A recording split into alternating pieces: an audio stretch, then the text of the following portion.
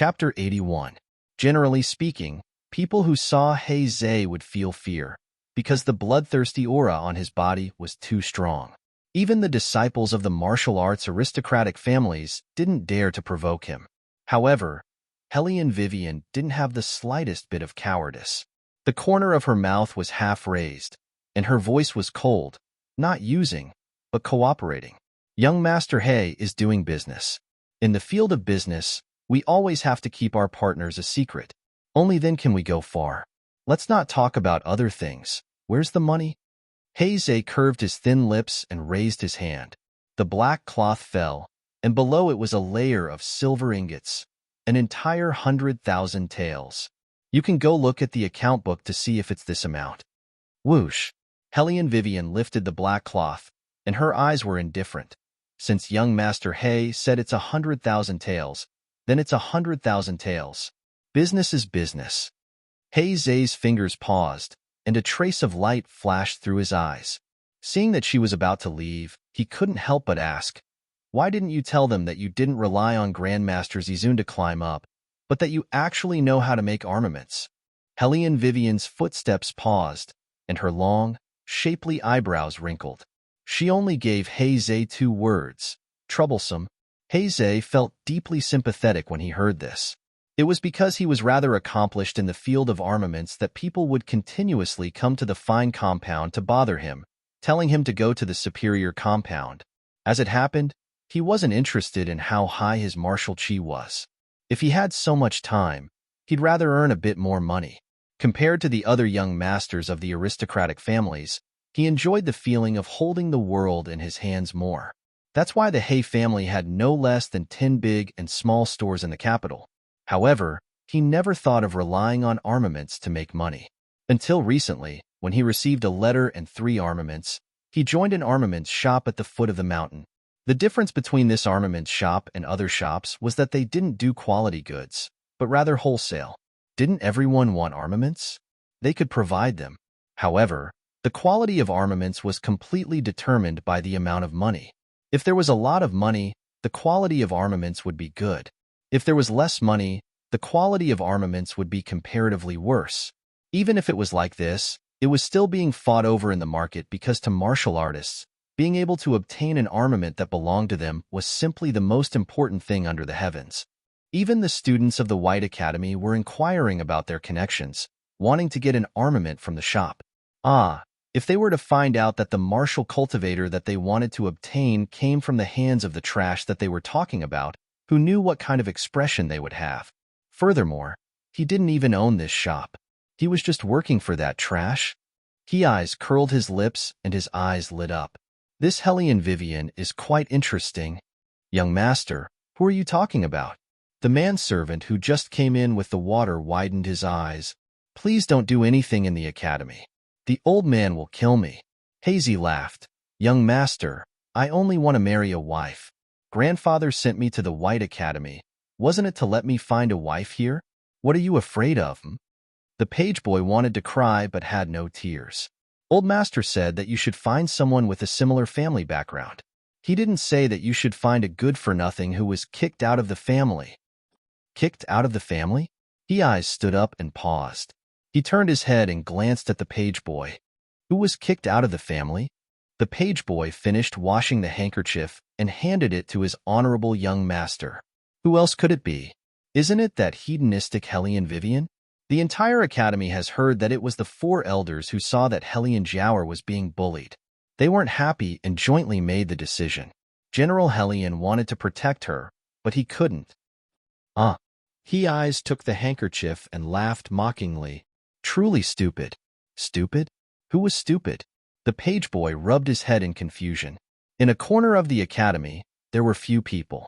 Hellion Vivian was sitting in her usual place, reading a book. Have the brains of those old men in the Hellion family been kicked by a donkey? Huan Mingxiang, who was standing beside her, held a broom and fiercely swept the ground. It was obvious that he was unbearably angry. Which family wouldn't want a genius like you? They even kicked you out of the family? Did they make a mistake? They're practically as stupid as a pig. They don't want me to participate in the martial chi competition that's coming up. Hellion Vivian yawned and absent-mindedly said, "That's why they use this move." Huan Ming Xiang didn't understand and wrinkled his white eyebrows. "What does this have to do with you participating in the martial chi competition? You don't know the rules of the competition?" Hellion Vivian was also astonished. Wasn't he an elder of 3 dynasties? Huan Ming Xiang's old face reddened. This old man hasn't cared about the competition rules for a long time. The descendants of the martial arts aristocratic families don't need to participate in the preliminaries. They can directly qualify for the finals. As for the people from other clans, they must first win the first place in the preliminaries before they can enter the finals. After Hellion Vivian finished speaking, she saw Huan Ming Xiang stare blankly. His mouth also opened differently from usual. Hellion Vivian raised her eyebrows. "What's wrong?" Cough, cough. Huan Ming Xiang lightly coughed twice and began to look at the sky. "This competition rule seems to have been set by this old man 10 years ago." Hellion Vivian. "However, don't worry. This old man can have them change the competition rules back." Elder Huan deeply felt that he had become an accomplice. Hellion Vivian shrugged her shoulders, the light in her eyes faintly shining. "No need. I've already obtained the qualifications to be selected." Huan Ming Xiang stared blankly. Afterwards, he seemed to have thought of something. His fingers stroked his beard and the corners of his mouth curved. "The little beggar that the 4 great clans have been looking for recently, is it you?" I'm using it to practice." Hellion Vivian massaged her own neck. "My physical fitness is too poor. Taking advantage of the time before the competition, I'll play with them a bit." Hearing this, Huan Ming Xiang suddenly laughed out loud. Good, play with them a bit. Girl, since you want to improve your physical fitness, this old man will give you 2 things." As he spoke, Huan Ming Xiang's figure flashed. When he reappeared, his hands were already holding an armament and a weight buckle. This armament is this old man's new one. As for the weight buckle, it's a sharp weapon that only those top-notch students of the superior compound can possess.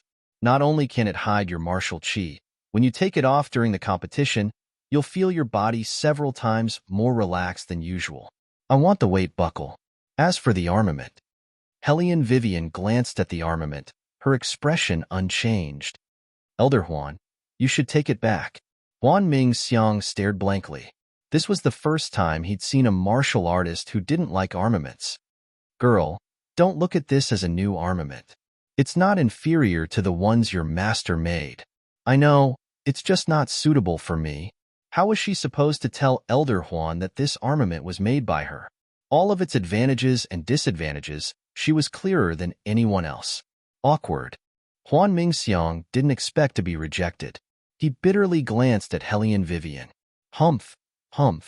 Hellion Vivian watched the old man blow on his white beard. Her heart softened. For so many days, the old man had always been by her side guiding her. Aside from her master, no one else had treated her this well. What are you looking at this old man like that for? Huan Ming Xiang proudly cast a glance at her. If you don't want it, then don't. But what if your physical fitness can't keep up? Chapter 82. Hellion Vivian slowly smiled. Elder Huan, you forgot a sentence. What? Hellion Vivian's eyes looked towards the superior compound not far away, her voice clear. In the world of martial arts, speed is invincible. Huan Ming Xiang trembled, looking at the girl standing against the light. Something in his blood seemed to have been reignited. He thought that Dragon War Empire would have a unique genius that would follow the royal family. Because right now, this genius had already begun to show her edge, preparing for a big fight. He couldn't imagine what kind of scenery the martial chi competition would be like in the near future. Dusk, east side of the superior compound. Master, you've returned? Murong Changfeng looked at the old man who hadn't appeared for a long time, sitting on the seat of honor, his eyes shining. That old man's clothes were tattered, as if he'd been to many places. He first hurriedly drank a mouthful of water, then said, "During this period of time, I've been very busy." Murong Changfeng naturally saw it. But, is there any news about the martial cultivation genius that Master is looking for? You guessed correctly. The old man raised his head, with a white beard, Who else could it be other than the recently missing Master Tu Lao? His face carried an unprecedented excitement. I've investigated. At that time, the Phoenix building targeted the people of the capital, so that girl is definitely in the capital, not in Jiangnan or other places.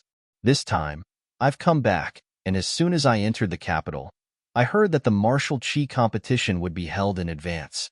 I have a premonition. That girl will definitely appear in the martial chi competition. Murong Changfeng didn't understand why his master would be so obsessed with a girl he'd only met once. However, he also wanted to quickly find the other person, take a good look at who she was in the end. Helian Vivian finished reading today's book, then bid farewell to Huanming Xiang. When she walked to the entrance of the inferior compound, she couldn't help but stop. It wasn't because of anything else, but because a bunch of young masters and misses from the superior compound. She didn't know what kind of madness they had. Of all the places to stay, they actually came to the superior compound. Helian Vivian shrugged, planning to go around this group of people. However, at this moment, the most indolent and luxurious man raised his eyes slightly. Bits of sunlight shone through the leaves on his body, as if there was light flowing from his body. It was the third prince. Was he seen? Helian Vivian raised her eyebrows and curtsied. Her posture even had a hint of roguishness. After that, she prepared to leave. Have you finished washing this prince's handkerchief? The man's voice was still very pleasant to listen to, and there was a captivating magnetism in his grace. The young ladies and young masters surrounding him looked at him in surprise, as if they had never thought that the usually cold and indifferent royal family would actually take the initiative to speak one day. However, for a moment, no one knew who he was talking to. Only Helian Vivian paused in her steps and looked at the man with the outstanding temperament.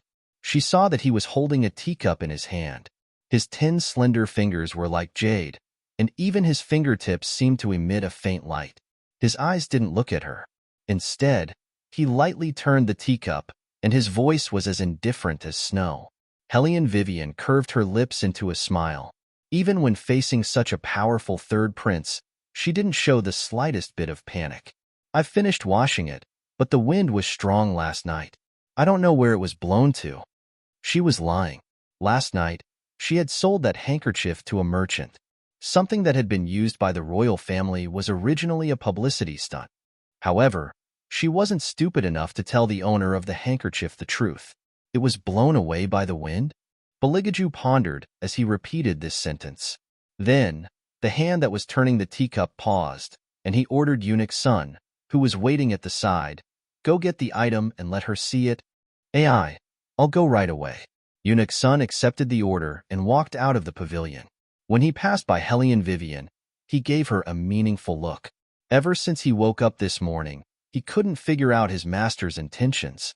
He disliked the noise, so not only did he accept the superior compound's invitation, he even moved the flower appreciation banquet that was originally scheduled at the superior compound to the inferior compound. It looked as if he was deliberately doing this for someone. Eunuch Sun shook his head. It couldn't be. He was definitely overthinking it.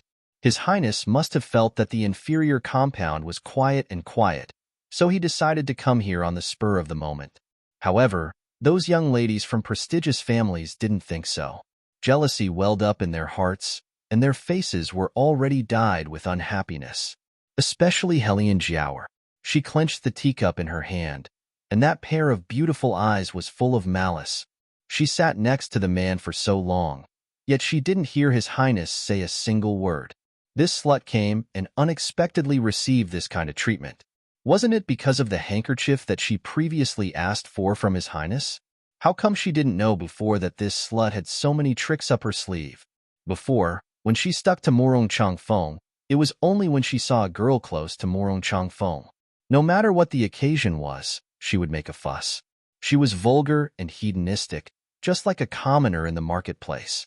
And now, she unexpectedly used a handkerchief to make His Highness break his rules again and again. Her scheming was quite deep. "Your Highness, what did you have Eunuch Sun show that woman?" One of the tiger generals asked delicately. Last night, Eunuch Sun had come to find her, so in His Highness's heart, she was definitely different. It had to be said that a certain girl was too self-confident. If she hadn't bought a handkerchief that claimed to be used by the royal family from a merchant last night, Eunuch's son wouldn't have gone to find her. Your Highness, that tiger general still wanted to say something. Beligaju coldly interrupted her words.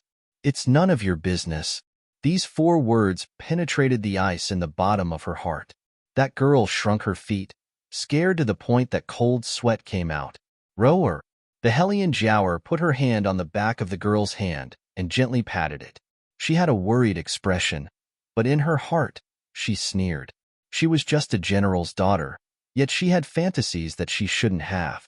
Regardless of the occasion, she talked to His Highness. She deserved to be loathed.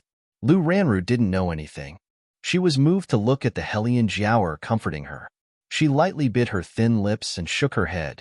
Hellion Vivian looked at this scene as if it had nothing to do with her. The corner of her mouth pursed into a mocking smile. A group of women, for a man, played with all their thoughts. Tired, she had to say, even if that man was more honorable, what was the use? He still had to share with other women. She couldn't stand this. In her mind, as long as a woman had money on her body and makeup on her face, she wouldn't be afraid of anywhere. As for marriage, if she met someone who could be a couple for a lifetime, she would marry. If she didn't, she would be more free. She seemed to have caught the trace of indifference at the corner of her mouth. Beligaju's hand that was drinking tea paused. His beautiful eyes raised a never-before-seen chill. Chapter 83. This woman had been watching the play from beginning to end. She was watching him, Beligaju, as if he was a play. Only such a reckless little thing like this could do that. Your Highness. As soon as Eunuch's son came back, he saw Beligaju's cold expression. His heart thumped. Which blind person had provoked his master this time? Beligaju faintly hummed. His silver mask showed a chilling indifference. Let her see for herself. Yes. Eunuch's son held the wooden box and walked in front of Hellion Vivian. When Hellion Vivian saw the thing in the wooden box, her outstretched neck stiffened. This was the handkerchief that she sold this morning? It couldn't be? Her luck was so bad that she was caught in the act? Hellion Vivian thought that her work was watertight. She even chose a shop at the foot of the mountain to carry out the transaction so that no one would know. What's wrong? Bailey Jiaju stood up from the stone bench and unhurriedly straightened out his cuff. He looked at her from a high position. His laziness carried an ice-cold aura. It's only been a day, yet you don't recognize this handkerchief that was blown away by the wind? Hellion Vivian cursed in her heart. This man was definitely doing it on purpose. What did he mean by blown away by the wind? He obviously knew that she had sold the handkerchief, so he came to find trouble with her. However, how did this man know that she had sold the handkerchief and even caught her in the act? Could it be that this was the so-called unlucky start? She had never made this kind of mistake when she was carrying out a task before. Beligaju saw her standing there honestly, no longer prickling. She hung her head dejectedly with a tangled appearance. It was like Shao Qi who had been scolded by her imperial grandfather. On the surface, she was respectful, but he didn't know what she was thinking in her heart. She was like a cunning little fox. First, she let you touch her head, then she extended her claws to scratch you. She was really a disobedient pet. If you didn't beat her claws, she wouldn't know her place.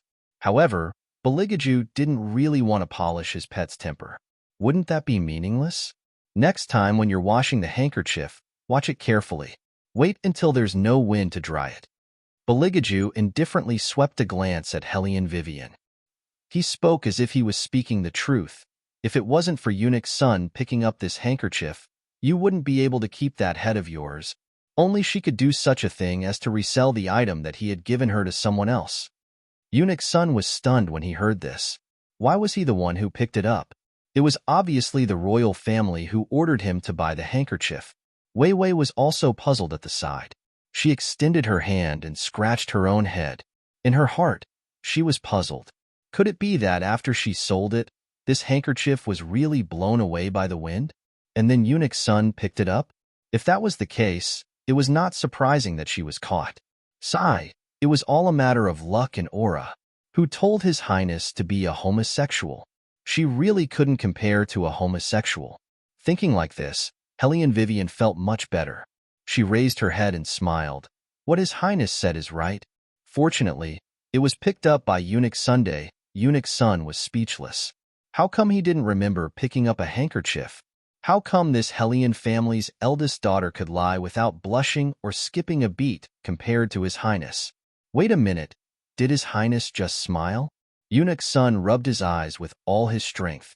When he wanted to look a bit more carefully, Beligaju had already recovered his usual cold and indifferent attitude. He waved his long sleeves and left. His long cape that reached his ankles fluttered in the wind. No matter how one looked at it, he looked like a deity who was the focus of attention. There was a world of difference between him and the abandoned Hellion Vivian. Third prince left. The remaining people naturally followed suit and stood up. When she passed by Hellion Vivian, the Hellion Jiaoer lowered her tone. Her voice was full of malice. Hellion Vivian, I advise you to be a bit more well-behaved. Don't have any thoughts you shouldn't have. Otherwise, not only can I have people expel you from the family, I can also make you lose everything. Facing this kind of Hellion Jiaoer, Hellion Vivian only smiled evilly. She didn't even lift her eyelids. The Hellion Jiaoer saw this and gnashed her teeth, but didn't say anything more. Because this was in front of people, she absolutely couldn't reveal any expression that didn't conform to her image.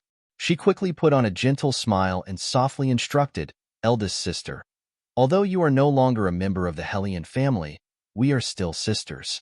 If you have any difficulties, you can come find me at any time.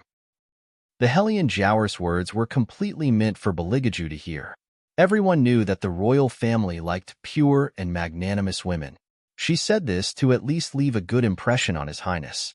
As expected, after Beligaju heard her words, he slightly raised his eyes and glanced in her direction. The Hellion Jiaoer smile became increasingly clear. Her beautiful eyes were like water as she looked up to meet his gaze. Beligaju only paused for a few seconds before he indifferently withdrew his gaze. His sleeves fluttered, bringing with them his unique and elegant fragrance. The fragrance on his body was indeed very pleasant to smell. It had the power to bewitch people. Even though she had smelled it many times in Spirit Forest, Hellion Vivian couldn't help but sigh.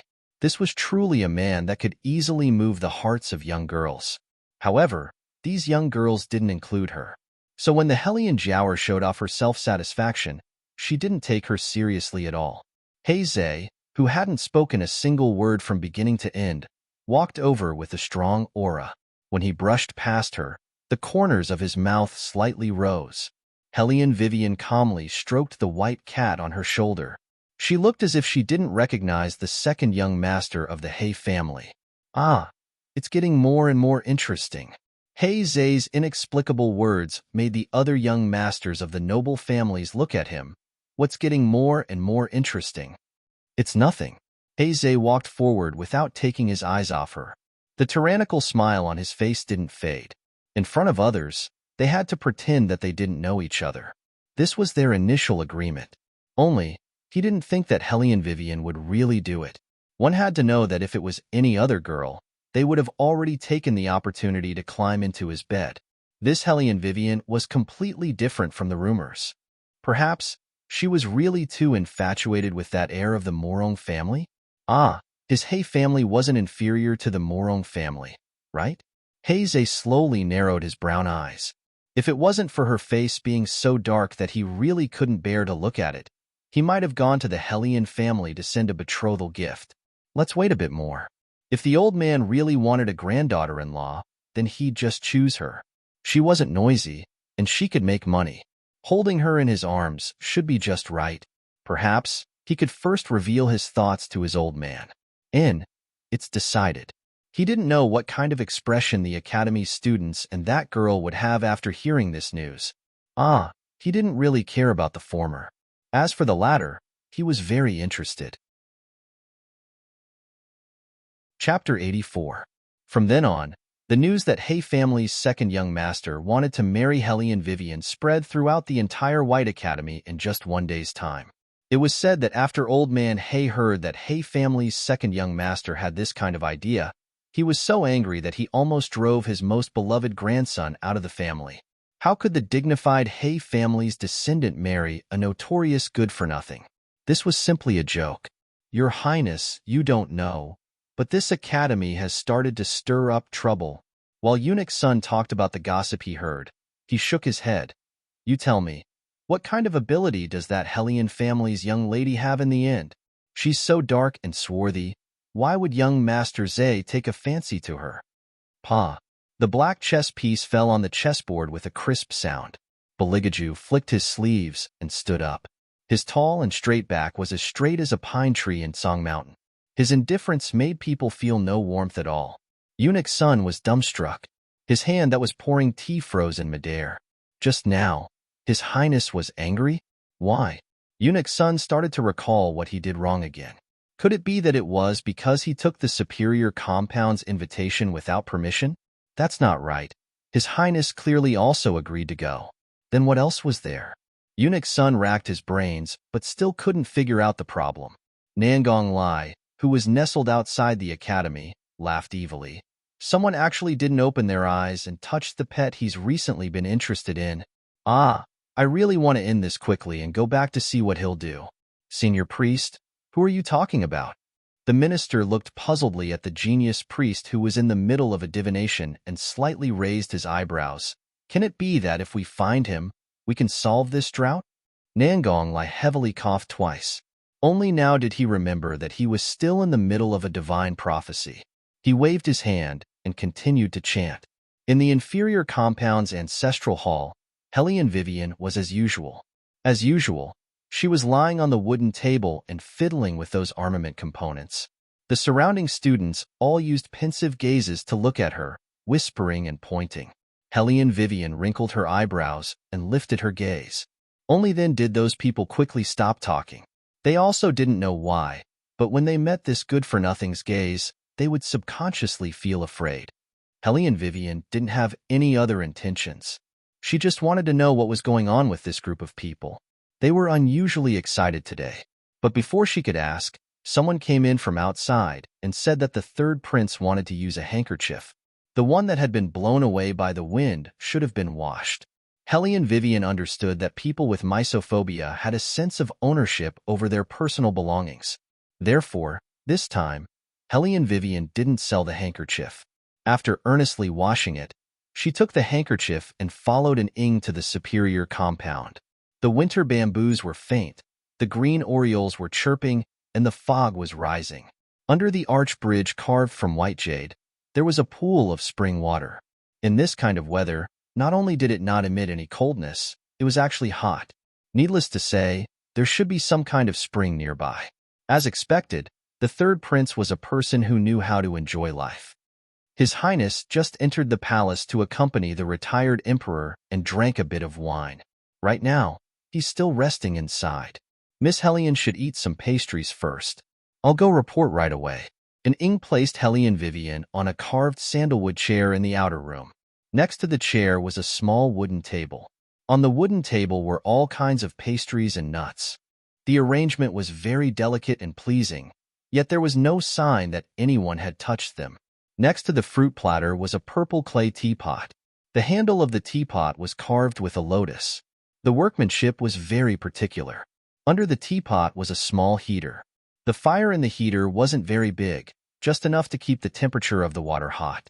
Hellion Vivian just happened to be hungry. She also didn't hold back and picked up the pastries to eat. She could even faintly hear the sound of movement inside. Let her in. That voice seemed to carry its own reverberation. Even the tone of voice was hoarse and deep, extremely sexy. Yes, Your Highness. An ing brought Hellion Vivian inside. Separated by a faintly discernible sand curtain, he outlined a clear and cold line. Come here. Beligaju seemed to be sitting on the ground. He was wearing an ancient black nightgown. Half of his clothes were open, and half of his long black curly hair hung down, messily draped on both sides of his head. This was the scene that Hellion Vivian saw when she walked in. The high and mighty third prince was really sitting on the brown floor. His back was leaning against the wooden bed. His two long legs were casually bent, and his arms were resting on his knees. Even if it was a somewhat powerful posture, it still carried a bit of casual elegance when done by him. After hearing the sound, he glanced in her direction. There was a hint of alcohol in his long and narrow phoenix eyes. His thin lips opened and closed, as if he was chewing something. From the corner of his eyes, he caught a glimpse of Hellion Vivian's puzzled expression. Beligaju casually took out a piece of unopened candied melon from his robe and threw it to her.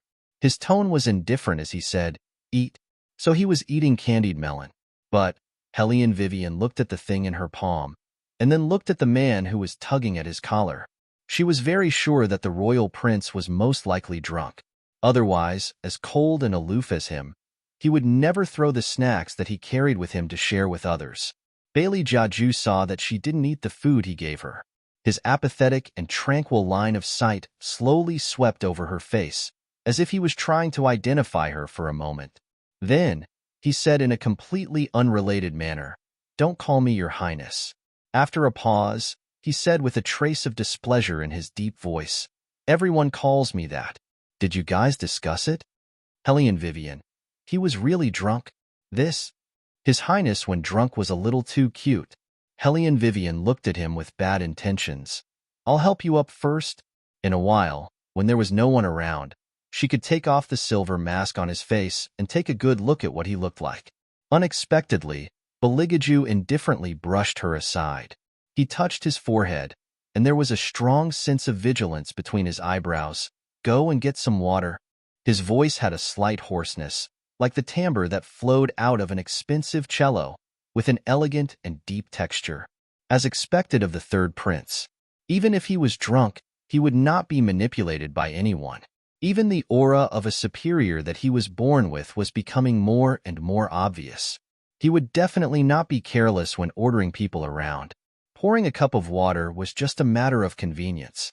Hellion Vivian took the cup and bent down to pass it to him. Beligaju did not take it, but just lowered his forehead with his fist. His long eyebrows were tightly knitted. His dark phoenix eyes were originally filled with a deathly stillness, but under her gaze, there was a hint of evilness. He looked at her with faint curiosity. "Who are you? Why are you so obedient?" Hellion Vivian. She had been so busy, but he still didn't know who she was. Should she say that the third prince was too noble and forgetful? Or should she say that he drank too much and lost consciousness? No matter what, the handkerchief had been given and the water had been poured. It was time for her to leave. But she did not expect that when Hellion Vivian wanted to get up, her wrist was caught in his palm. Chapter 85. To the third prince, it wasn't a big deal. It was just a matter of adding an affair. She didn't want to be kicked out of the academy because of this kind of bullshit. Quickly pushing him away, Hellion Vivian stood up from the floor and looked at Beligaju with a slightly cold gaze. What? Could it be that this highness said something wrong? Beligaju's voice had a faint smile that couldn't be ignored. Hellion Vivian just realized that when he was drunk, he wasn't just a little bit more evil than before. However, after taking advantage of her, he still disdained her for being weak. He really thought that she, Hellion Vivian, was a vegetarian. If it wasn't because this body's physical strength was too weak, does your highness think that I wouldn't be able to beat you? Hellion Vivian grabbed Beligaju's collar. Her small face was lowered and her voice was fierce. Calling her a hedonist really wasn't excessive at all.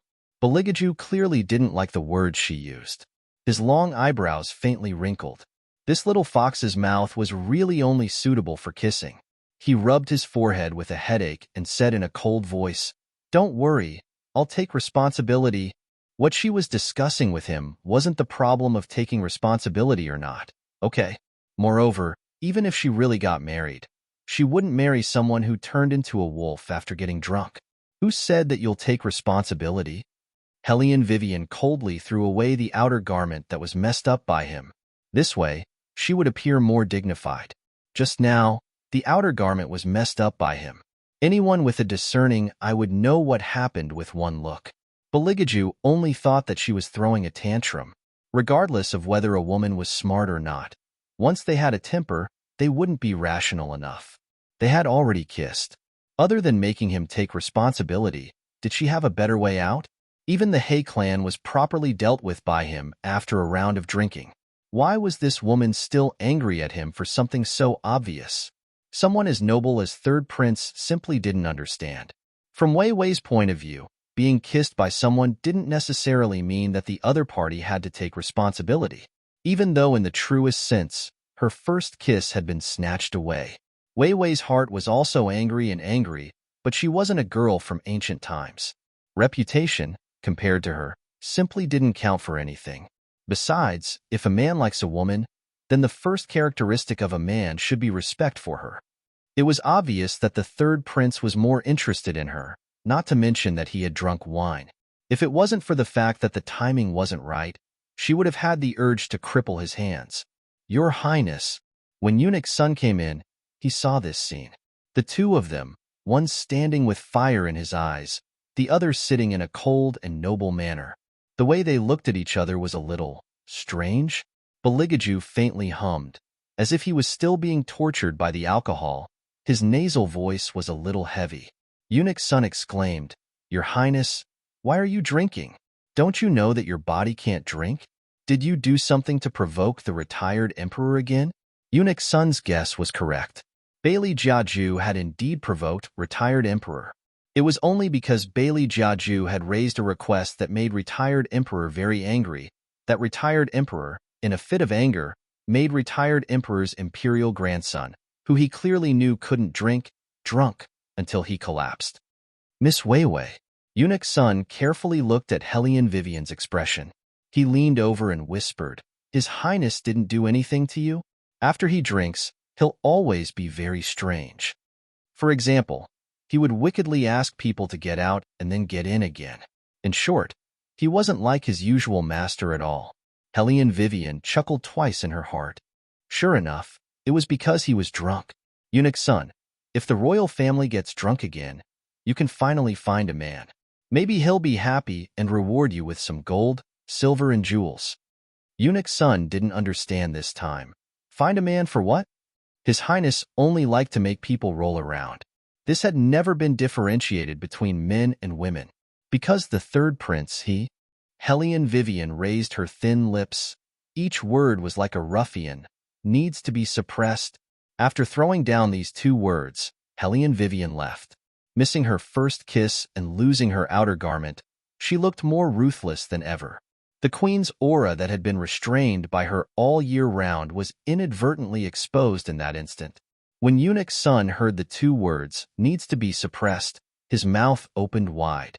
By the time he reacted, Hellion Vivian had already walked far away. He turned his head to look at his master. That person acted as if nothing had happened. He stood up from the floor, absent-mindedly arranged his collar, and stood by the window. He was aloof and indolent. His thin lips seemed to be broken, but it didn't diminish his elegance at all. On the contrary, it added a touch of seductive evil charm. Eunuch Sun couldn't help but wonder what his master did in the end to make that Hellion family's eldest daughter give him the two words, needs to be suppressed. What was even stranger was that His Highness actually didn't get angry. Although His Highness' temper was better after drinking wine, that didn't mean that he didn't have a temper. What was going on today? Eunuch Sun blinked his eyes. Immediately after, he seemed to have thought of something and shouted loudly, "Your Highness, your mouth! Someone come. All of you come in. How are you all looking after His Highness?" Eunuch Sun's voice grew louder and louder. Beligaju only stood there indifferently, allowing the person beside him to serve him. When his slender finger brushed across his thin lips, it brought out a smile that had never been seen before. Eunuch Sun was still pondering how his master had provoked the retired emperor to actually let the retired emperor bear to force him to drink so much wine, to the point that his master had bitten his lip until it bled. He would never have thought that this lip wasn't bitten by Beligaju, but rather by Hellion Vivian. That was because in Eunuch Sun's memories, his master had never even looked at a girl, let alone taking the initiative to kiss someone. Even if it was really his master who kissed someone, that girl would also be wild with joy and absolutely wouldn't come up and bite His Highness. Therefore, Eunuch Sun had already guessed that the wound on Beligaju's lip was bitten by himself. It also couldn't be blamed that Eunuch Sun didn't think of Hellion Vivian. It was only because Beligaju's popularity in the Dragon War Empire was too great. Practically all of the noble young ladies wouldn't refuse this godlike existence of a man. Dusk, west side of the academy. Hellion Vivian played with the armament component in her hand and suddenly heavily wiped the corner of her lower lip. This made Ji-zoon, who was sitting at the side, raise his eyebrows in astonishment. This was the first time he saw this girl so impetuous.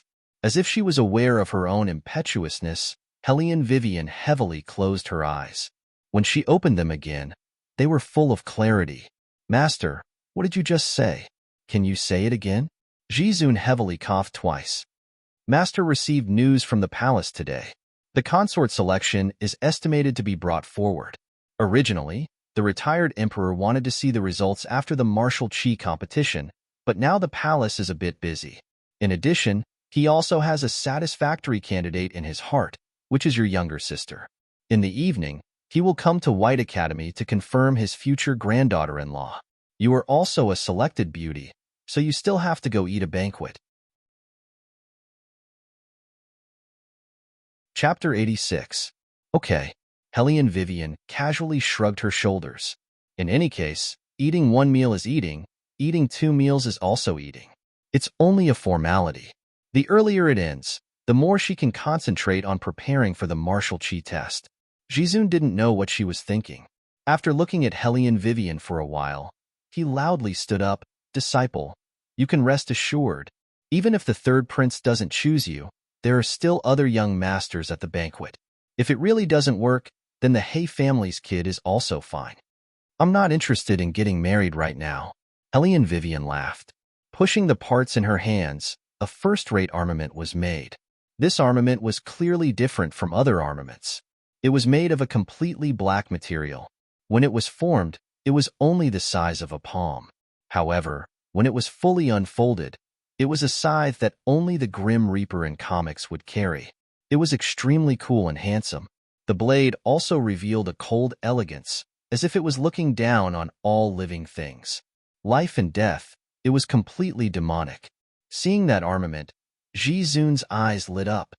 "Wings of the Night God. Disciple, how much do you intend to sell this armament for? Master will give you a higher price. How about you sell it to Master?" Hellion Vivian was also very satisfied with what she made. She casually put it on her shoulder and smiled. "Master, this one won't do. It's a gift.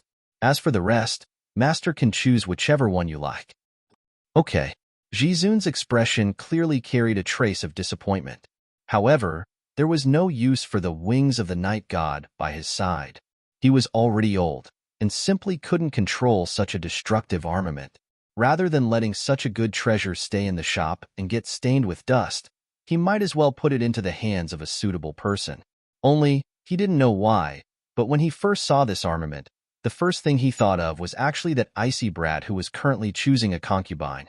Speaking of which, he also didn't know who exactly that red one of his was.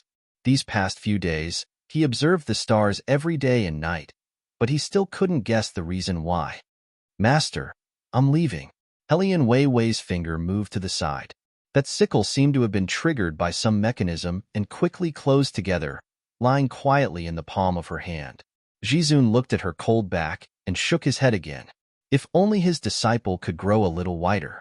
If she grew a little whiter, even if that ice brat was unwilling, he would still send his obedient disciple to the palace. But now, sigh.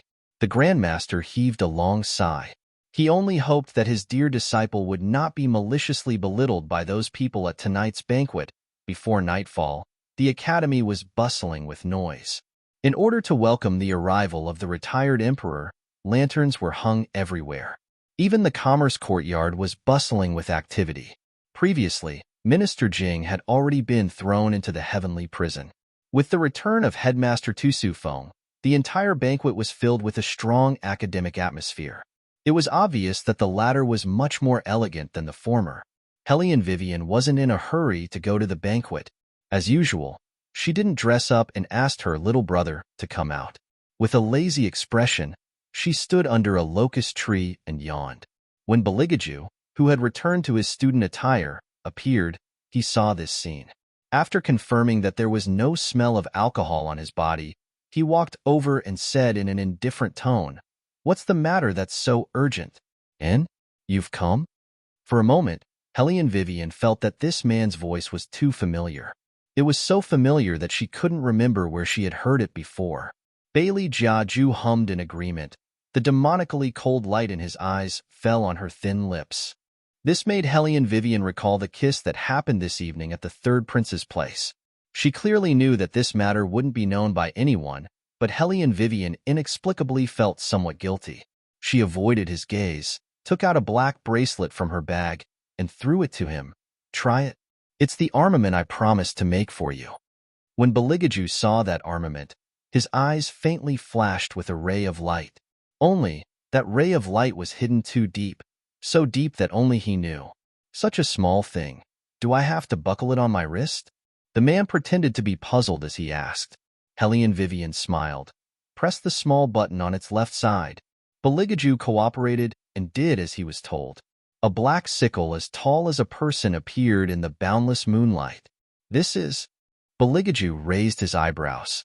Hellion Vivian curved her thin lips. "Wings of the night god. The first time I saw you, I wanted to make this kind of sickle. Don't look at how this armament isn't made of silver. Its material isn't bad at all. Xiaobai dug up some tungsten iron from the spirit forest for me. I heard that it has more soul-sucking power than silver." "You really want to give it to me?" Beligaju's voice faintly interrupted her words. Hellion Vivian raised her beautiful phoenix eyes. "What? You don't like it?" "No, I like it very much." The man's deep eyes motionlessly looked at her. Suddenly, he raised his arm and lifted her bangs. Then, he leaned over and pressed his thin lips on her forehead. The corners of his mouth carried an evil aura. "Thank you for the gift." Hellion Vivian touched her forehead and pushed him away. "What are you doing? Don't you know the Academy's rules?" Last time, he was in the limelight in the ancestral hall, but he didn't do anything substantial. This time, he played a bit too big. Bailey Jiaju lazily curved his lips. He put away the scythe and looped it around his wrist. "I've already said that I'm thanking you for your reward. Or is it that Sir Patron prefers a deeper feeling? For example, beating you up?" Hellion Vivian also laughed. Her left hand rotated her wrist, looking like a demon. Beligaju reached out and rapped her fist. He opened his thin lips as if he wanted to say something. At this time, a burst of laughter suddenly came from the distance. "What did I say? Some people are used to being debauched and can't live without a man." It was Hellion May. Following behind her were young ladies from prestigious families who were about to attend the banquet. All of them had dressed up meticulously, especially Hellion Jiao Air. She wore a pure white long skirt embroidered with gold and silver velvet flowers. On the outside, she wore a light pink outer garment. In between her eyebrows, there was an exquisite hibiscus flower, adding a trace of a girl's delicate and shy beauty. "Don't worry about her. She's only worthy of finding someone from the inferior compound." Little sister Nya is right. Let's not worry about her. Let's talk about something happy. Did you hear? There's news from the palace. It's said that this time, the retired emperor is not only coming to pick a consort for the royal family, but also to hold a flower appreciation festival. Every family's young master will participate. Whoever they like will be given the white cherry blossoms in their hands. A certain person will be miserable. When the time comes, they won't be able to receive a single one. That's not enough to lose face. The ridicule grew more and more. There were even people who didn't hide their laughter and said, "Then wouldn't there be a good play to watch tonight?" I still remember last year's Flower Appreciation Festival. A certain person gave us a unique joke.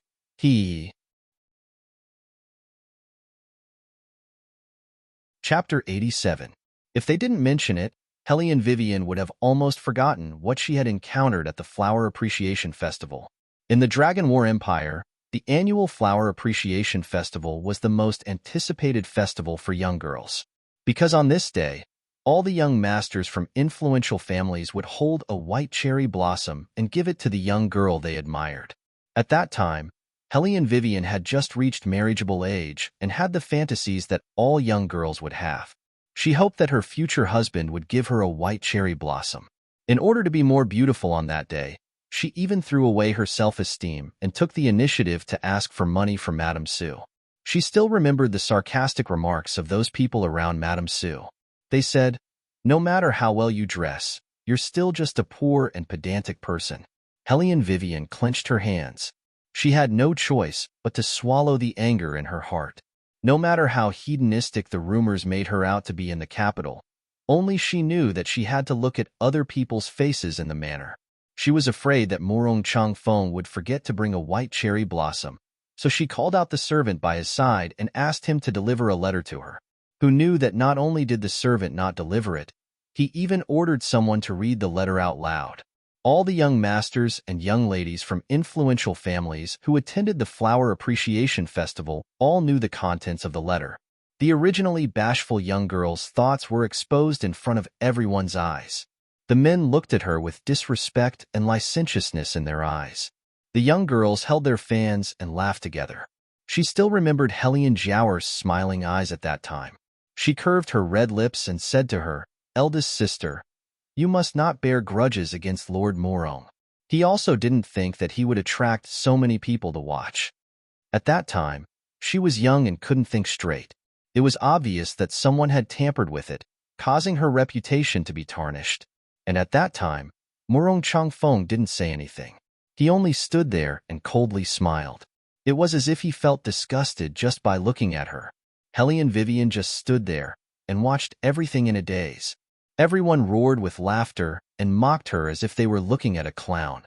But at that time, it was as if her eyes only had the letter pasted on the wall and the white cherry blossom on the ground. That day, she was the only girl who didn't receive a single white cherry blossom. Even Miss May, who was 3 times fatter than her, had a gentleman give her one. She, on the other hand, was being patronized. However, that family's young master actually said to her, "TSK, I really didn't expect you to be so unrestrained. Do you want to follow this big brother?" Hellion Vivian was furious. She threw the white cherry blossom at his face and ran out of the banquet. She could faintly hear that person's voice. "It is your fortune that I fancy you. You are not willing. What are you? You are just a sex slave. How dare you be so picky?" They were all saying that she was a spoiled brat with no upbringing. She even hit people on such an occasion. She's simply bringing shame to us women. But he didn't ask her why she hit him. Even Morong Changfeng, upon seeing the tear stains on her face, turned his eyes away as if it had nothing to do with him, as if she had nothing to do with him. It turned out that this group of people also did this kind of thing to her. Hellion Wei Wei withdrew from her memories and set her sight on Hellion Jiaoer's body. The light in her eyes chilled. She didn't know why, but the current Hellion Jiaoer was actually a little afraid of this good-for-nothing smile from time to time. She evaded her gaze and her soft shoulders shrunk back, as if she was attacked and wanted to seek help. Miss Nia, who was standing by her side, naturally put her arm around her shoulder. "Sister Jiaoer, don't be afraid. With us here, this person can't harm you." "That's right," everyone echoed one after another. "Sister Jiaoer, in a moment, the retired emperor will arrive. You should concentrate on the banquet. The imperial family will certainly give you a white cherry blossom. As for the others, it's better if we don't see them and don't worry about them." Hellion Jiaoer made a small sound of agreement and smiled gently. Her long skirt swayed as she arrogantly glanced at Hellion Vivian. Like the moon surrounded by stars, she walked towards the superior compound. Hellion Vivian curved her thin lips, tainted with a faint evil aura. She turned her head towards Beligaju and said, "Take the things properly. If you don't like them, come find me at any time to make adjustments. I should also go freeload on food and drink. Bye." The dusk grew thicker and a cool breeze brushed past. Beligaju looked at that slender and free figure. His eyes slightly sunk. Freeload on food and drink? At his consort selection banquet, the only thing she thought of was to freeload on food and drink? "Master, just now, that woman gave you an armament." As early as when Hellion Vivian gave the item to Beligaju, the Fire Chelan seemed to have felt something and immediately used the conveyor belt to transport himself over from Spirit Forest. However, he was hidden in the darkness and didn't say anything. Beligaju knew what he wanted to say. His tone was indifferent. Attack power level 10 or above. Soul-absorbing power as high as 100%. I'm afraid it would be difficult to find a second one in this world. The Fire Chelan's mouth twitched twice. "Since you already know, Why were you still pretending? What thanking his patron for his reward? His entire beast body was charred on the outside and tender on the inside. In a moment, I'm going to choose a consort. You don't need to follow. It'll be troublesome if someone sees you. Bailey Jiaju unhurriedly issued the order. He took 2 steps forward and said in a low voice, Shadow, this subordinate is here. Shadow flashed and respectfully knelt on the ground. Baligaju's voice was indifferent. What happened at last year's flower appreciation banquet? Shadow was stunned. Didn't His Highness never care about this kind of thing? Every year at the flower appreciation banquet, he would sleep through it. Don't even talk about giving people white cherry blossoms. When he arrived at the banquet, he would sit high and mighty on the chaise lounge, not even bothering to open his eyes. He wasn't like the high priest who liked to run into the crowd to join in on the fun. However, since Baligaju asked, he still dutifully told him what he had seen and heard. It was inevitable that he would mention Hellion Vivian. The more Baligaju listened, the colder his eyes became. Unfortunately, the fire Chelan still recklessly sighed from the side. No wonder that woman would reject Master in the spirit forest. It turns out that she already had someone in her heart. It sounds like she's really infatuated. Baligaju's footsteps paused. He looked back at the fire Chelan deeply. The smile at the corner of his mouth was extremely cold. The fire Chelan felt the top of its head go numb. It dejectedly dodged and immediately threw out the teleportation belt, disappearing into the thick fog. It had a kind of misconception that if it stayed any longer, its master would not be able to hold back and personally roast it, eating it like a roasted Chelan. It was night, and the willows were caressing their faces. On the 5th day of the 4th lunar month, the Grand White Lake could be said to be filled with fragrance. The noble ladies of each family were dressed even more exquisitely than in previous years. The ladies sat on the ground, sipping tea and admiring the flowers. Where was the vigor they had when they were mocking Hellion Vivian? All of them were much more demure and gentle. They held round fans in their hands. From time to time, they would glance at the group of noble young masters in the pavilion. Their faces were flushed red. Chapter 88. The most eye-catching were naturally the Hellion Jowers group. The Nye family's young miss, Hellion May, and the others just now were all girls envied by everyone in the capital. Not only were their martial chi more powerful than others, even their appearances were top-notch. Each of them had more or less white cherry blossoms behind them. The white cherry blossoms behind the Hellion Jower were pushed into a pile.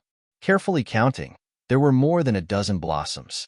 She didn't look at them the entire time. Instead, she fanned herself with a gentle smile, without the slightest intention of picking them up. Everyone was waiting for the white cherry blossoms in the hands of those noble young masters to go, especially the one in Baligaju's hands. Although the royal family would attend the Flower Appreciation Festival every year, he had never shown his face, let alone give the white cherry blossoms to anyone. This time was different. Since he came, it meant that there was already a girl to give the white cherry blossoms to. But everyone carefully thought about it again. Even if the royal family were to give it, it would be to the Hellion Jower. They didn't have any hope, so they used words to make the Hellion Jower laugh. The Hellion Jower once again raised her head and glanced at that handsome and noble man. Her eyelashes slightly drooped, and she tenderly said, so loud, "Be careful that no one comes." Oh, so Sister Jower was afraid that no one would come. The Nye family's young miss ambiguously touched her, using the fan to cover the corner of her mouth. Did you hear that? Sister Jower told you to be a bit quieter. What will you do if the royal family doesn't come? The Hellion Jower's face reddened. You're the only one who thinks too much. Sister Jower, no matter how much I think, I can't compare to a certain someone. The Nye family's young miss pointedly glanced at the nearby Hellion Vivian from the corner of her eyes. Her eyes carried ridicule. She's been eating since just now. Don't tell me that she wants to use this method to attract His Highness's attention again like last time. The rare Hellion Jower didn't answer. Instead, she took the teacup and took a sip. Her eyes were filled with a poisonous look that no one could see through. Hellion Vivian didn't eat all the time. She played with the armament components in her hands, thinking about opening a second branch. But she didn't expect that Morong Chang Feng would walk towards her with a letter in his hand. Hellion Vivian looked up indifferently. Morong Chang Feng was wearing an embroidered jade gown, with black eyes and black hair, as if he had given her a great grace. His voice was neither warm nor hot as he opened his mouth. "I've seen the letter, as expected." "What do you mean, as expected?" Hellion Vivian raised her eyebrows in amusement. This person must be crazy. The two people, one with her eyes down and the other with her head up, unexpectedly had some lingering flavor from afar. Standing in the pavilion, Beligaju's hand that was holding the teacup paused. His pair of eyes seemed to be bottomless abyss. Not a single strand of abstinence was displayed vividly on his body. His body had a kind of languid and decadent cold temperament, like snow that had been covered in dust for a long time. All the young masters and young misses also saw this scene. Hellion May covered her face. Her eyebrows carried a smile. Here she comes again. I wonder what she wrote in that letter this year. Who else could it be? It's nothing more than some thick-skinned words. The young misses held round fans and laughed softly. Among them, there was no lack of ridicule. At this time, the Hellion Jiaoer also stood up. She glanced at Beligaju, who wasn't far away, and softly said, "Don't say that. Big sister also sincerely likes Lord Morong. It's just that the method is a bit too bold." Beligaju was still sitting in the same place. The cold wind hit his body and his fingers were a bit cold. Eunuch Sun, who had been waiting by his side, also began to nag. "Originally, I thought that the matter of the letter being given at the flower appreciation banquet was a false rumor. I didn't expect it to be true. This Hellion Vivian is really willing to do anything for Lord Morong. Perhaps Lord Morong will be moved and will really take back the letter of divorce." Beligaju didn't speak. He seemed to be indifferent. One of his hands loosened his collar, and the other hand lazily hung by his side. His eyes overflowed with a trace of coldness like splashed ink. It looked like he was smiling, but those who were familiar with him knew that he wasn't smiling. Instead, third brother? Little bald-head seventh prince, who understood him, cutely raised his head from the pile of meat buns. What happened to third brother? Why was he suddenly so angry? He had only obediently eaten a meat bun because third brother said that if he continued to eat, he wouldn't be able to become a handsome man. He would only become a big fatty. Hellion Jiaoer also observed Beligaju's expression. Her eyes were half closed and a trace of deep satisfaction flashed through her eyes. After this incident, that slut's image in the eyes of the royal family definitely wouldn't have any. She knew better than anyone how much this man loathed women who didn't know how to behave, let alone take the initiative to send a letter at the flower appreciation banquet. Didn't that little slut always want to attract the attention of the royal family? Then she would let her get what she wanted. She wanted to see how that little slut would clean up this mess. Lord Morong, are you really going to forgive this woman? At this time, rascally-looking young master walked over and looked ambiguously at Hellion Vivian. She's even more licentious than you think. You don't know what happened last year.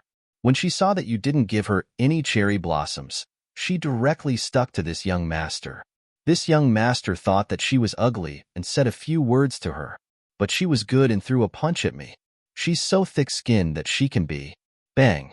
Before that person could finish speaking, Hellion Vivian had already made her move. She just stood there with a smile on her face and asked like a demon, "Does it hurt a lot?" You. That person didn't expect her to be so bold. He covered his face and tried to stand up. Bang! Another fierce punch. Hellion Vivian's fingers grabbed his collar and her red phoenix eyes slightly raised. Come, repeat what you just said. If you say anything wrong, my fist won't be happy. I, as if he was frightened by Hellion Vivian's aura, that person kept retreating, trying to escape her control, but his legs seemed to be filled with lead. He couldn't move no matter how hard he tried. What was going on? He couldn't use his own martial chi. Hellion Vivian was still smiling. Say it him? Bang! The third punch landed firmly on that person's abdomen. That person spat out a mouthful of blood, and his face turned green. He was in so much pain that he shouted, someone come! Someone wants to kill me." Hellion May was the first to speak, but Hellion Vivian raised her eyebrows and intimidated her. Hellion May, you shut up. I'm telling you, whoever stops me from beating this bastard, I'll drink their blood and take their life. Hellion May's limbs suddenly stiffened. Here it comes again. She seemed to see the silver hair hanging behind that slut again. What was that? Was it a ghost? Say it. Hellion Vivian leaned over and locked her fingers on that person's wrist. She smiled evilly and exerted force. Chapter 89. However, in an instant, that person's screams penetrated the entire academy. I'll talk, I'll talk. He was in so much pain that his face turned white and his body went limp. That day, you didn't stick close to me. It was, that person looked around, still hoping that someone could help him. But he underestimated Hellion Vivian's ruthlessness.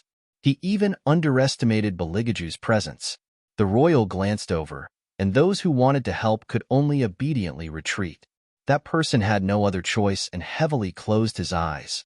I wanted to take advantage of you, so you beat me?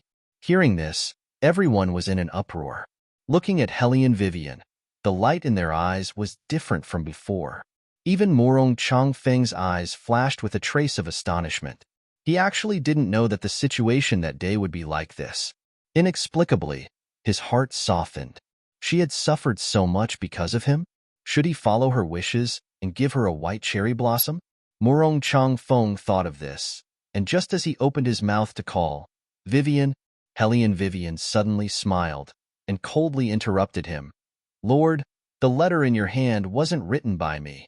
In the future, before you talk to people, you should first make sure who you're looking for. If there's nothing else, please move aside. You're really affecting my appetite by standing here. Every time she saw this scum's face, she felt disgusted. As Hellion Vivian spoke, she pushed that person to the side, not even looking at Morong Changfeng's handsome face that instantly turned ashen. Hellion Vivian, you wait for this young master. That person was battered and exhausted, spitting out ruthless words, step by step retreated. No matter how you looked at it, it was comical. Hellion Jiaoer didn't think that her carefully arranged scheme would have such a result. She even specially had someone copy Hellion Vivian's handwriting, but after being beaten by her, it didn't come in handy at all. Instead, that little bitch even clarified what happened last year. Hellion Jiaoer clenched her teeth so hard that it hurt. She thought that no matter how Hellion Vivian changed, her feelings for Morong Changfeng would never change. After all, no matter what happened in the past, as long as it involved Morong Changfeng, that little slut could endure it.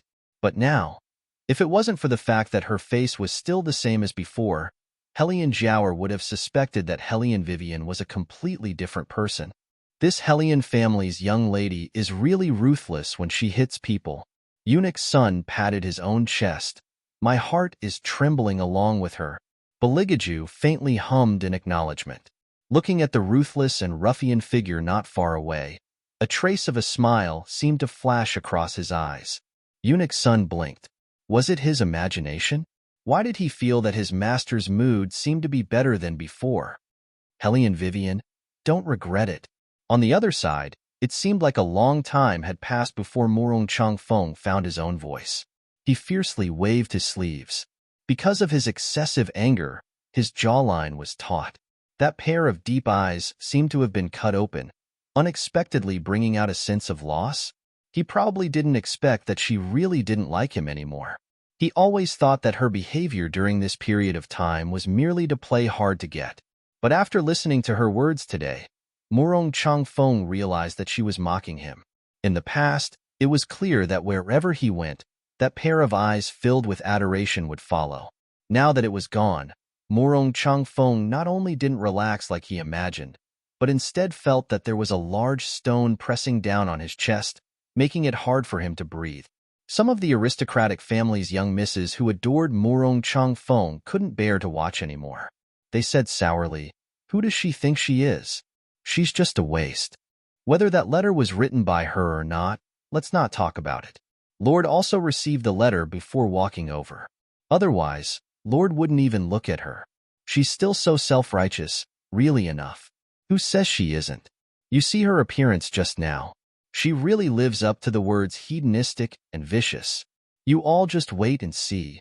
There won't be any young master who will give her a white cherry blossom. Hellion Vivian didn't feel like paying attention to these words. She sat in her original position and continued to eat, waiting for the retired emperor to start eating. Heizei looked at her appearance, his thin lips hooked up. What a do? It seemed that the more he looked at her, the more to his liking. Only that face. Heizei wrinkled his thick eyebrows. He still had to think about it. Alas, recently there were too many troublesome matters. He also didn't know who found him unpleasing to the eye and tipped off his old man. Now, no matter where he went, he was being watched. Even if he wanted to give the white cherry blossom to that woman, he couldn't reach out his hand. As if he saw through Heizei's thoughts, the eyes of Bailey Jiaju, who was sitting beside him, deepened. Like a trace of ripples in a deep and serene ancient well, they quickly disappeared into the night. Just at this time, a burst of noise came from the courtyard. The retired emperor has arrived. The empress has arrived. A resounding voice cut through the sky. Hellion Vivian looked from afar and only saw golden color. The retired emperor's cloak fluttered in the wind. He had the wisdom and grandeur that ordinary old people didn't have. He was in a high position all year round, making him look a lot taller. Even that face had sharp edges. It was enough to see that when he was young, he was also a first-class handsome man. Following behind him was the current Empress Morong Changfeng's little aunt. It was said that when she entered the palace that year, the previous empress died. Only then was she promoted to the position of empress. Of course, no one knew what the exact situation was. However, Hellion Vivian felt that no one with the surname Morong was a good person. Don't ask her why. She just wanted to be capricious and judge people by their surname. Furthermore, this empress was not the third prince's birth mother. In short, the matters in the harem were extremely chaotic. Even if the palace maids were not allowed to discuss it, there would still be news that leaked out. Therefore, all of this was no longer a secret. Seeing them come in, everyone shouted, "Long live, long live, long live." The atmosphere of the flower-admiring banquet was instantly ignited. The retired emperor sat down with a chuckle and raised his hand in an amiable manner. "All rise. This is not the imperial palace, so there's no need to be overly courteous." Yes. The young ladies of the aristocratic families all responded delicately, standing obediently to the side. The retired emperor looked at this scene and nodded in satisfaction. Then, his gaze fell on that icy fellow who had an indifferent expression from beginning to end. He blew on his beard in anger. Tu Sufeng, who was standing beside him, naturally knew what the retired emperor was thinking. He gently and elegantly reminded from the side, "Look, shouldn't we let them continue to give flowers?" This official just took a look. Many of the young master's white cherry blossoms were not given out. "Continue. Of course, continue." The retired emperor straightened his expression and said to Beligaju, "Lao San, you also choose one." In an instant, everyone's gaze focused on Beligaju. After all, every year, the imperial family had never given anyone a white cherry blossom. Now that the retired emperor had requested it, he had no choice but to give one out. In other words, this was the result of the imperial consort selection. As if she had anticipated that he would choose her, Hellion Jiao Air's pair of eyes were brimming with tears as her cheeks were stained with a light red color. Chapter 90.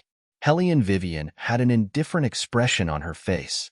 After all, the third prince would choose anyone but her. Hellion Vivian. Huh. Stand up. Phew. So she was in his way. She had thought that the third prince's brain was not working properly. Hellion Vivian was very self-aware. She knew that if he wanted to choose the Hellion Jiaoer, he would have to go through her. She stood up from her seat with a piece of pastry in her mouth. Her eyes were still bright and clear. She looked a little like a silly fox and was about to make way for him. "For you." The white cherry blossom in front of her eyes was more low-key than any of the other blooming flowers. However, it faintly revealed a sense of luxury and nobility. It was probably because the person holding it was too otherworldly. Even an ordinary white cherry blossom could make people think of elegance. Hellion Vivian was stunned. "Wait a minute. Dear, She must have opened the gun in the wrong way. She was clearly just here to go through the motions. Why did the third prince give her this flower? Could it be that he was going in the wrong direction? Hellion Vivian tried to move her position. The man's deep and narrow eyes under the silver mask darkened. Eunuch Sun became anxious again and directly pushed her. Hellion Vivian looked up and met the man's indifferent lips. Damn, was it really for her? What the hell? What happened to going through the motions? Cough. Because she wanted to say something but couldn't, Hellion Vivian directly choked on the osmanthus cake in her mouth. She could clearly see the man's incomparably cold gaze when he saw her in such a sorry state. What did the third prince mean? Did he dislike her?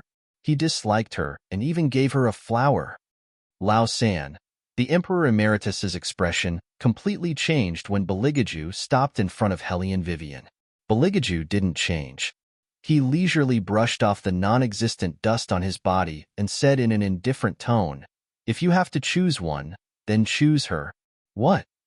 Everyone couldn't help but cry out in surprise. They looked at Hellion Wei Wei with eyes full of astonishment and even a bit of anger. Hellion Jiao Air's small face paled even more. The pearls in her hair seemed to have sensed her master's shame and anger and swayed back and forth. Compared to not daring to believe it, it was more of a loss of face. Why? That slut is just a piece of trash whose engagement was broken off. How could the royal choose her so casually? What's more, she was so dark. Hellion Vivian raised her eyebrows. What did he mean by "if I have to choose one, I'll choose her"? This was a major event related to marriage. How could he use such a casual attitude? Perhaps he really didn't care who he chose, but he shouldn't drag her into it. She, Hellion Vivian, had always disdained to be an accessory. The Empress looked at this scene and her eyes flashed. She said, "Old Third, you and this Miss Hellion still don't understand each other. Giving her a flower is fine, but that doesn't mean that whoever is given the flower will be chosen. Just now, you misunderstood your imperial grandfather's meaning." As she said this, the Empress turned her head and her gaze fell on Hellion Vivian. Her delicate eyebrows wrinkled. "Wei Wei, you've been broken off your engagement by my Morong manner. Yet you don't understand the rules at all. The third prince only casually gave you a flower. Is there a need for you to be at a loss like this? It's easy for others to misunderstand." Hellion Vivian chuckled twice in her heart.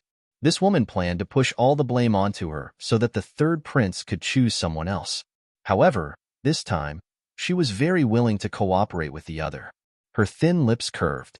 What the Empress says is right. Empress Morong didn't know when this Hellion Vivian was so good at reading people's expressions. She smiled. Presumably, until now, Miss Morong still doesn't have an ounce of martial chi on her. I don't. After Hellion Vivian finished answering, she added another sentence with a slight smile. Moreover, I'm still in the inferior compound right now. Whether or not I can pass the test is still unknown. She'll definitely pass the test. Not only the test, she'll even take first place in the armament competition. However, at this moment, she actually didn't mind telling a small lie. Empress Morong seemed to have anticipated that she would say this. The complacency at the corners of her mouth became even more obvious. She knew Hellion Vivian's weight better than anyone else in her heart. Her voice also contained some hidden joy. From this, it can be seen that you're still a bit lacking when it comes to matching Old Third. AI, that's right. Hellion Vivian let out a long sigh. She seemed to be very vexed, yet there wasn't a bit of disappointment. Instead, the smile in her eyes became even more profound. Where was the disappointment of being belittled on her face? What was there was only faint ridicule. Beligaju lifted his eyes. When he caught a glimpse of her light smile, his long and narrow peach blossom eyes seemed to quickly conceal a trace of anger. Then shouldn't you return the flower in your hand to the imperial family? When the Empress finished speaking, she actually felt a bit surprised.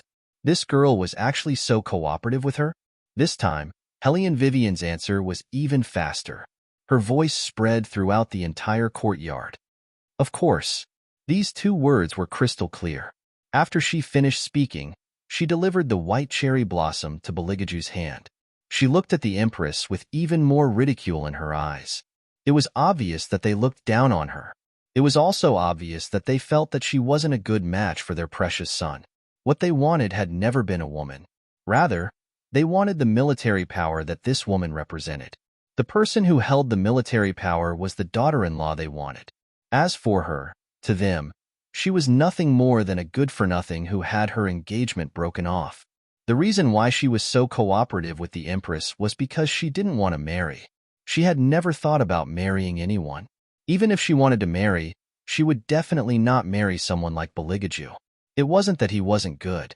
On the contrary, he was handsome, calm, and could distinguish right from wrong. He was indeed a good man. But because he was too outstanding, he was very likely to inherit the throne in the future. At that time, the harem would be filled with 3,000 people scheming against each other. She didn't want to share a man with other women. She even wanted to break her head and bleed for this man. She wasn't willing to do that kind of thing. Moreover, what she wanted was absolute loyalty. Getting someone who loved her, and cherished her was more important than any glory, splendor, and wealth. In this life, she didn't ask for much. She only asked for one person, to never leave each other's side. It was obvious that Beligaju wasn't suitable for her. A person who didn't have her in his heart, no matter how perfect he was, she didn't care. The retired emperor, who was sitting on the seat of honor, didn't speak. No one knew what he was thinking. Helian Jiao Air actually breathed a sigh of relief. At the same time that she loathed Wei Wei, she was secretly delighted in her heart. At least this good-for-nothing was tactful. Bailey Jiaju, as the other person at that time, did not say a word. The silver mask perfectly drowned all his emotions in that pair of deep and slightly restrained phoenix eyes. He looked at the white cherry blossoms that were approaching him. Under his long sleeves, his fingers were slightly stiff, as if he was silently enduring something.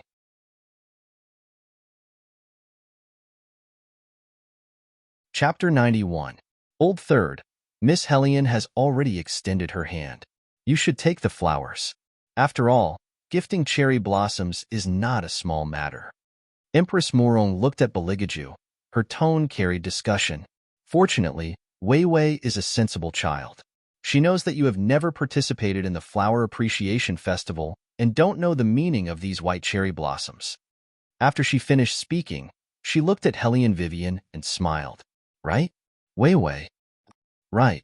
Helian Vivian took a step forward, looked at Beligaju, and said boldly and handsomely, Royal, you should give these flowers to someone else. She had never thought of marrying him.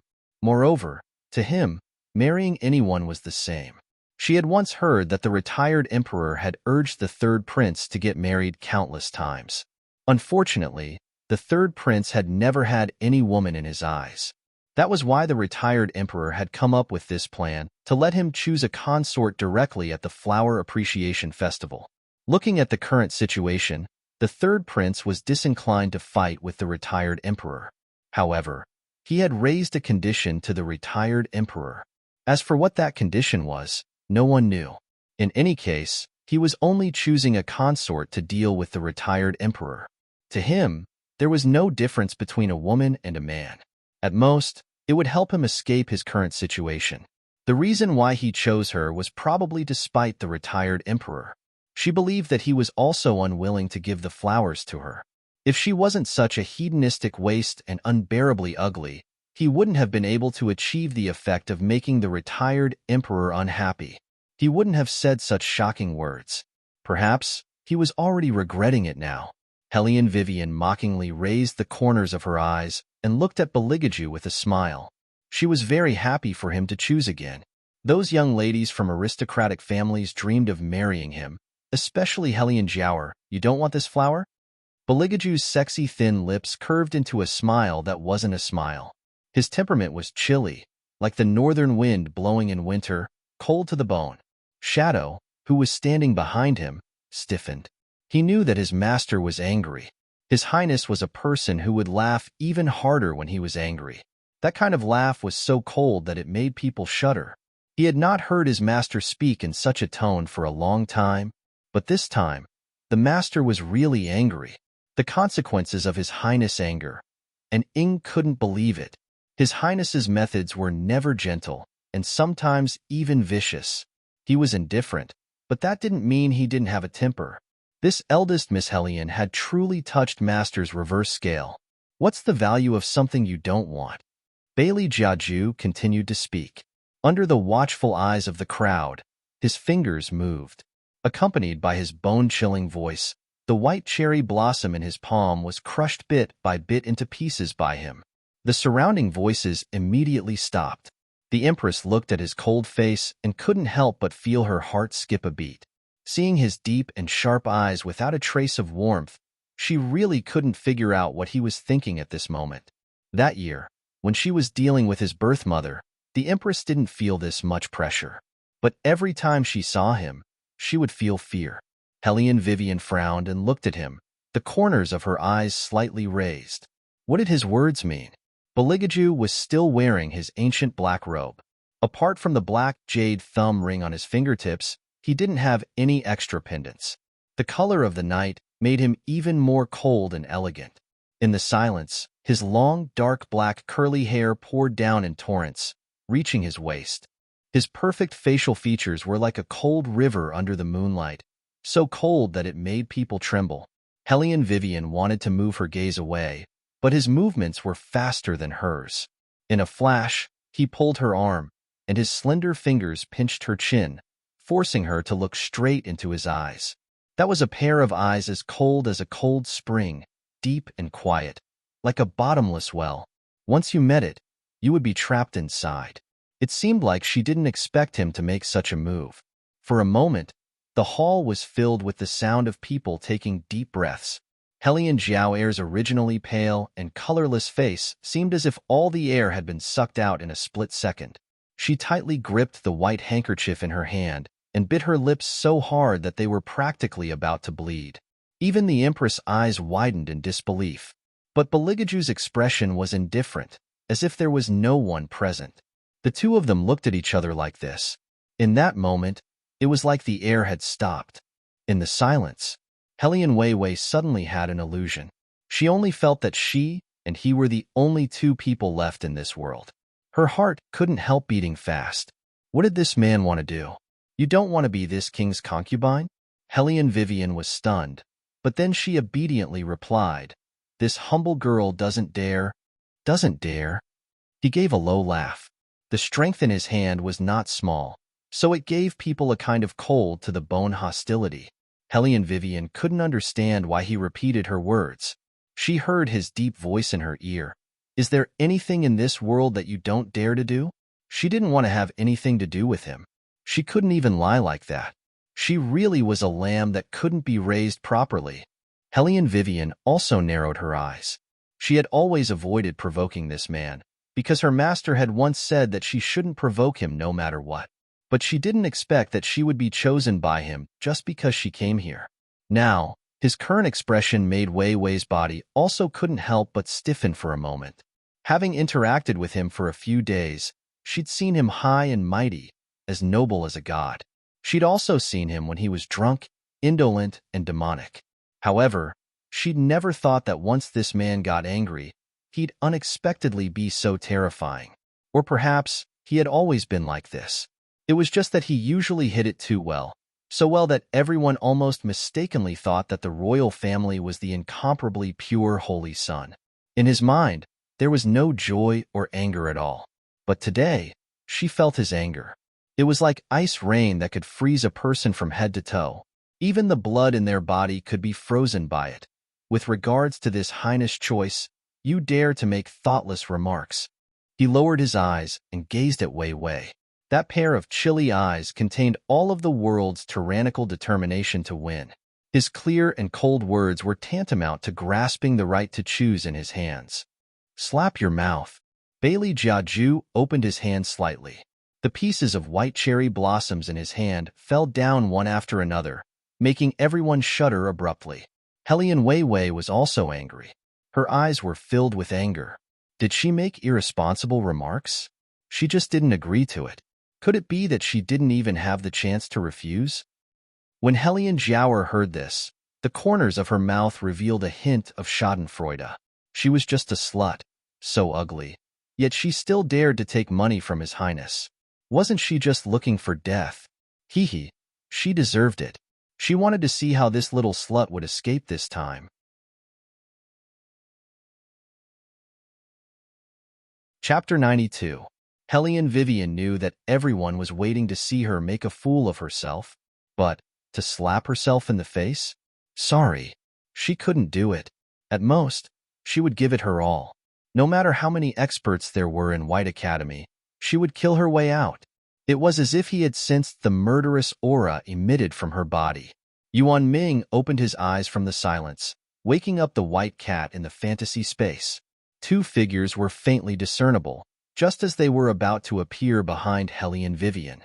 Beligaju's large palm fell on her waist, slightly pushed, and said in a heavy tone, "As for you, I will deal with you later." Hellion Vivian was stunned, retracted her murderous aura, and looked at him with a slightly puzzled gaze. Could it be that the person he said to slap herself wasn't her? But what did he mean by deal with her later?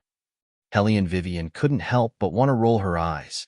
He might as well say that he wouldn't let her go so easily. She had forgotten that her and the Empress's words just now. It was impossible for someone as smart as him not to see it. She wasn't someone who would be easily manipulated, and she wasn't someone who would tolerate others talking too much. As a prince, wasn't he a bit too narrow-minded? She only said a few words in agreement. Did he have to be so ruthless?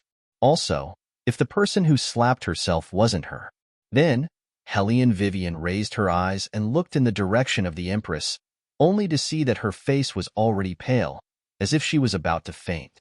Empress Morong tightly clenched her hands, her body softly leaning on the chair. Looking at Beligaju's appearance, she couldn't help but feel a chill from the bottom of her heart. But in this kind of situation, let her. Empress, you can leave first. The retired emperor, who had been silent all this time, opened his mouth with a smile. What kind of temper this child has, don't you know? You always want a medal. As an empress, you should act like one.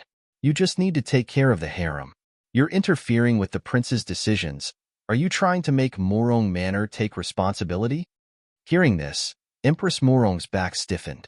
She didn't dare to say anything else. She allowed the palace maids to help her down. The retired emperor wasn't really trying to absolve Empress Morong. He just didn't want anything to affect Beligaju's consort selection. Right now, he was almost suspecting that this stinking brat was deliberately causing trouble for him. So he deliberately created such a thing. It was all for the sake of not choosing a proper concubine. The more the retired emperor thought about it, the more he felt that this was a possibility. He was so stifled that he gnashed his teeth. When he raised his head, he already looked like an old man who was at peace with everything. Old Third, your tone of voice is too fierce. Look at how scared the Hellion family's girl is. When Hellion Vivian heard this, she kept nodding her head. That's right, she was scared. She was supposed to go through the motions, so how did she become the main character? This was simply cheating without following the rules, okay? Beligaju glanced at Hellion Vivian and sneered.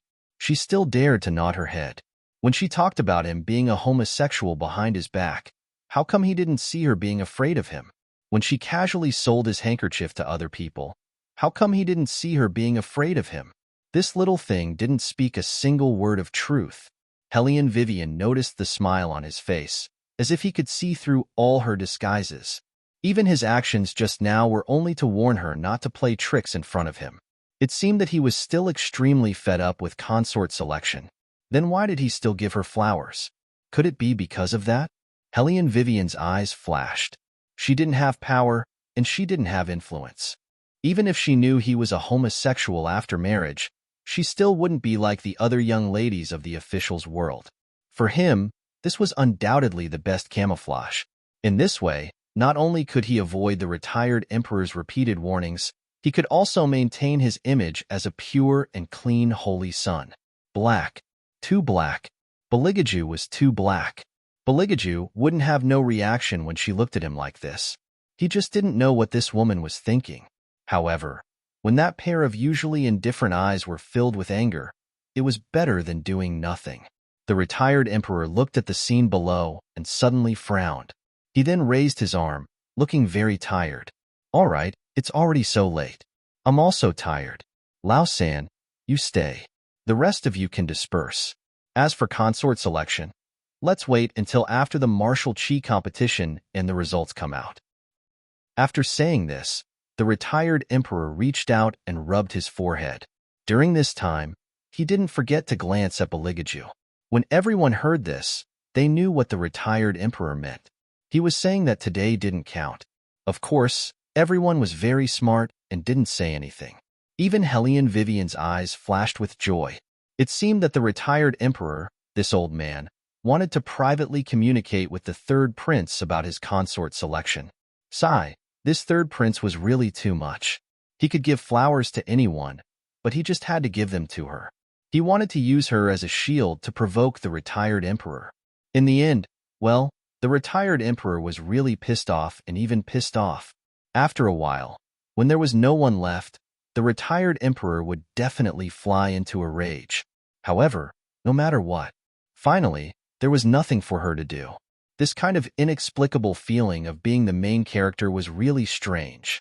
When he caught the smile on her face, Beligaju's thin lips curved upwards, and there was a trace of devilish coldness. Someone seemed to be happy too early. However, it didn't matter. To catch the prey, one had to do it slowly and gradually. First, let it catch its breath and think that it had escaped this trap. Then, he reached out his hand and stopped it. Seeing it dejected, that would be interesting. What exactly do you want to do? Bang! Once the others had dispersed, the retired emperor's hand slammed heavily on the wooden table. His face carried the solemn expression of someone who had indulged in authority all year round. It was like a sword that had been unsheathed, flashing with an intimidating cold light and a sharp aura. It shocked the tea and snacks on the wooden table to move. Everyone knew that the retired emperor never got angry easily. His smile and anger were all done to achieve a certain goal. However, today, he was really, really angry. His most beloved grandson actually chose a good-for-nothing who had been annulled by someone else. Why didn't this brat think about it? If he married Hellion Vivian, how would he be able to sit in that position in the main hall in the future? At that time, it would definitely cause a discussion in the imperial court. Without a doubt, it would give the 4 great clans the opportunity to splash dirty water on him. He didn't believe that this stinky brat couldn't see through all of this. This child, from a young age, had displayed wisdom and calmness that didn't match his age. Now that he was already old, perhaps he wouldn't be able to make it through this winter. His son also didn't live up to expectations. He was completely bewitched by Morong and didn't have his own opinion on anything. Rather than letting the throne be ruined by his son who was addicted to women, it would be better to give it to this stinky brat. However, he just didn't live up to expectations at this crucial moment.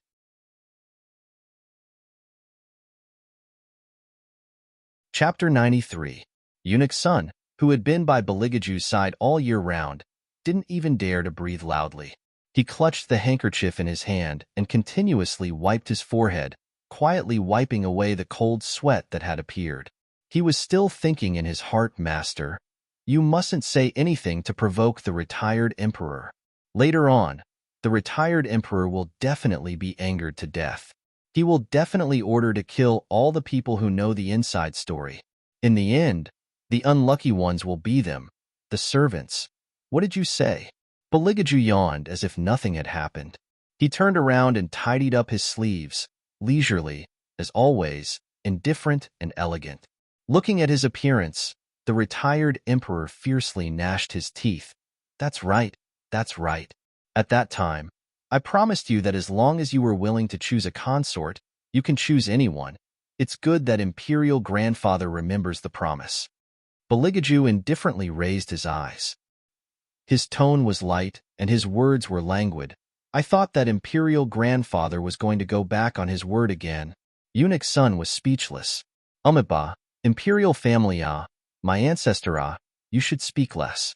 Don't you see that the retired emperor is so angry that his beard is blowing up? You still dare to speak. The retired emperor tightly clenched the teacup in his hand. His white eyebrows twitched twice in anger. How could I have thought that you would choose? Hoo-hoo, tell me, why did you choose Hellion Vivian? During the test, she won. This was part of our agreement. I also had no choice. Beligaju's tone was light, as if he was just stating a fact. However, this kind of fact made the retired emperor want to curse out loud. You have no choice? How many excuses and reasons did you use to escape from my consort selection banquet? Now you're saying that you have no choice? Are you the kind of person to be manipulated by others? The retired emperor took a deep breath. He originally wanted to control his volume, but the result was not good. You already knew that she would win? Beligaju still had to be polite and give the retired emperor some face, so he didn't directly answer. Instead, he thought for a while, and then lightly said, I thought about it. That meant he knew. The retired emperor gritted his teeth and said that Helian Jiaoer is the real one with both talent and affection. It is even possible that the Phoenix girl's bloodline is hidden in her body. Yet you insist on choosing a dandy who doesn't even know martial chi? Tell me, why did it have to be her? She's more interesting. Even when faced with this kind of raging retired emperor, Bailey Jiaju's attitude didn't change in the slightest. He was still there flicking his fingers, as if he wanted to flick the pollen off his fingertips. However, when he thought of the ridicule exposed by that fearless little fox just now, the light in his eyes became somewhat ice-cold in a flash. Eunuch Sun was dumbfounded. It was because of this reason. Just because of this, you insist on going against the imperial retired emperor. Master, aren't you clearly not cooperating with the retired emperor and acting in a fit of pique? As expected, the retired emperor was unable to restrain his anger and immediately ordered, Good. Very good. Interesting, right? Someone come, take him away from me. I want to see if he still finds that girl interesting after locking him up for 3 days and 3 nights. Everyone was stunned when they heard this. One must know that since childhood, the retired emperor had never punished the third prince. Now, he unexpectedly hardened his heart and wanted to lock him up for confinement. The people serving on the left and right glanced at each other, not daring to step forward. They were not afraid of being punished. They were afraid that the retired emperor would regret it after doing this. The atmosphere suddenly froze to the extreme. No one could have foreseen that the retired emperor would be spoken to this extent. Even Shadow was pressured by that thick, oppressive feeling and didn't raise his head. If he didn't know about Miss Helian's behavior these past few days, he would have thought that Master had a different kind of feeling towards her. In reality, thinking about it carefully, perhaps Master just couldn't forgive her for casually kissing him, throwing him 20 tails, and treating him as a homosexual girl. What are you still staring blankly for? The retired emperor angrily stood up and even accidentally broke a teacup. Eunuch Sun was scared by that noise and trembled. He hurriedly went to look at his master. Beligaju's expression was still indifferent. The retired emperor couldn't do anything to him, so he turned to Tu Su Feng and gave him a meaningful glance. Tu Su Feng held back his laughter for a long time, lightly coughed twice, and then said, Please calm down first. Isn't there still a martial chi competition in a few days? The imperial concubine selection will also depend on the results at that time. As for the royal family, just let him continue to stay at White Academy. Just treat it as his punishment. No one knew that when the retired emperor heard Tu Su Feng's words, he slightly sighed in relief. Just do as you say. Let him stay at White Academy and don't come back, so as to avoid this old man seeing that icy face of his and being annoyed. As he spoke, the retired emperor flicked his sleeve and wanted to leave. He paused his steps, turned around again, and cleared his throat. That icy boy is very picky when it comes to food. You take care of him a bit. Also, if he doesn't want to go to class, don't let him go. It's enough, understand? To put it bluntly, he was still reluctant. Tu Su Feng smiled gently and elegantly. Don't worry, I know. Is he still in the inferior compound? The retired emperor thought for a while and asked another question. Tu Su Feng's mouth twitched. He thought to himself, Your grandson is right next to you, but you don't ask him. Why do you have to beat around the bush like this? Yes, he is. The retired emperor sighed deeply. That year's matter was all my fault. If it wasn't for me, that fire. Forget it. He can choose whoever he wants. Tu Su Feng smiled and answered, Yes. Everyone knew that the retired emperor doted on the third prince to the extreme. But this doting was mixed with guilt that had never been told to anyone.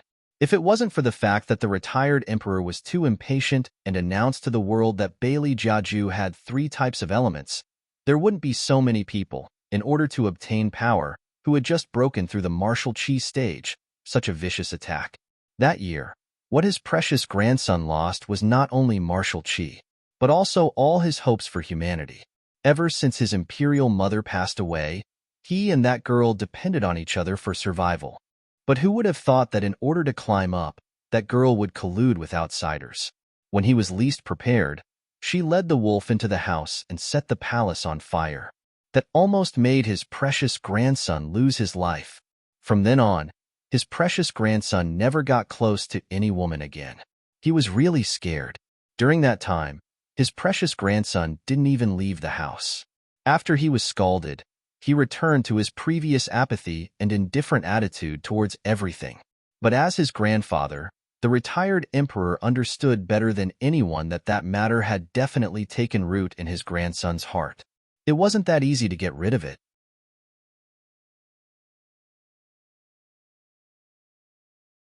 Chapter 94. Inside the trading courtyard, Grandmaster Zizun suddenly stood up. Looking at Hellion Vivian, who was drinking tea, he walked back and forth. This won't do. Disciple, it's not that easy to avoid being targeted by that icy brat. What's more, you rejected him in front of so many people. This time, he'll definitely hold a grudge against you. Master, don't worry. The retired emperor has already made the 3rd prince stay. He'll probably punish him. Such a disobedient grandson. He definitely needs to be punished. As Hellion Vivian spoke, she stroked the white cat in her bosom lazily. Grandmaster Zizun shook his head and said, Girl, you don't know how much the retired emperor dotes on that icy brat. Listen to Master's words. We'll avoid him. Speaking of which, Hellion Vivian seemed to have thought of something as her eyes tightened. He just said that he'll deal with me in a while. Grandmaster Zizun blew his white beard. What did Master say? You didn't take it seriously. Hellion Vivian lazily yawned. How could I have thought that he would choose me? This 3rd prince is really too bored. He wants to find some excitement for me to make the retired emperor angry. Maybe that's the case. Grandmaster Zizun sighed. The retired emperor also wants someone to accompany him. His Highness, this person, lives too alone. Hellion Vivian's fingers paused. She didn't say anything. Grandmaster Zizun seemed to have sunk into the past. He told Hellion Vivian everything that happened that year, including the part where the 3rd prince was betrayed. Hellion Vivian raised her eyebrows. Master, what are you trying to say by telling me all this? What Master means is, if it doesn't work out, you should just marry him. Grandmaster Zizun raised his head and looked at the ceiling. In any case, you don't have anyone you like. Don't tell me that you're still thinking about that Morong Changfeng. Hellion Vivian rubbed her forehead. Master, don't use words to provoke me. How many times have I said it? I'm not interested in marriage. She finally understood what it felt like to be urged to get married. Really, she didn't know whether to laugh or cry. She was not selling leftover vegetable leaves at the market. She was not preparing to sell them at a low price after processing them. All right, even though she was considered an old lady in ancient times, in modern times, she was still considered a little fresh meat. Okay? All right, if you really don't want to marry that icy brat, then you must first leave the White Academy. Grandmaster Zizun looked at her, the light in his eyes slightly sinking. Master also has to go down the mountain in these 2 days, busy with the martial chi competition that will be held soon. You were in the limelight at the Flower Appreciation Festival, so it's hard to avoid attracting jealousy. Master is afraid that if Master leaves and something happens to you at that time, Master won't be able to rush back in time to stand up for you. Furthermore, looking at that icy brat's intentions, he will look for you tonight. The most important thing is that I've called you over this time because I want you to leave the academy for 3 days to participate in an armament convention. Wei Wei's interest was piqued as she lifted her eyes. Armament convention? Is Master talking about the armament assembly where we can compete in the loading and unloading of armaments and also conduct the auction of armaments? That's right, it's that armament assembly. Grandmaster Zizun smiled. Right now, These people are ridiculing you because you still aren't a genuine armament master.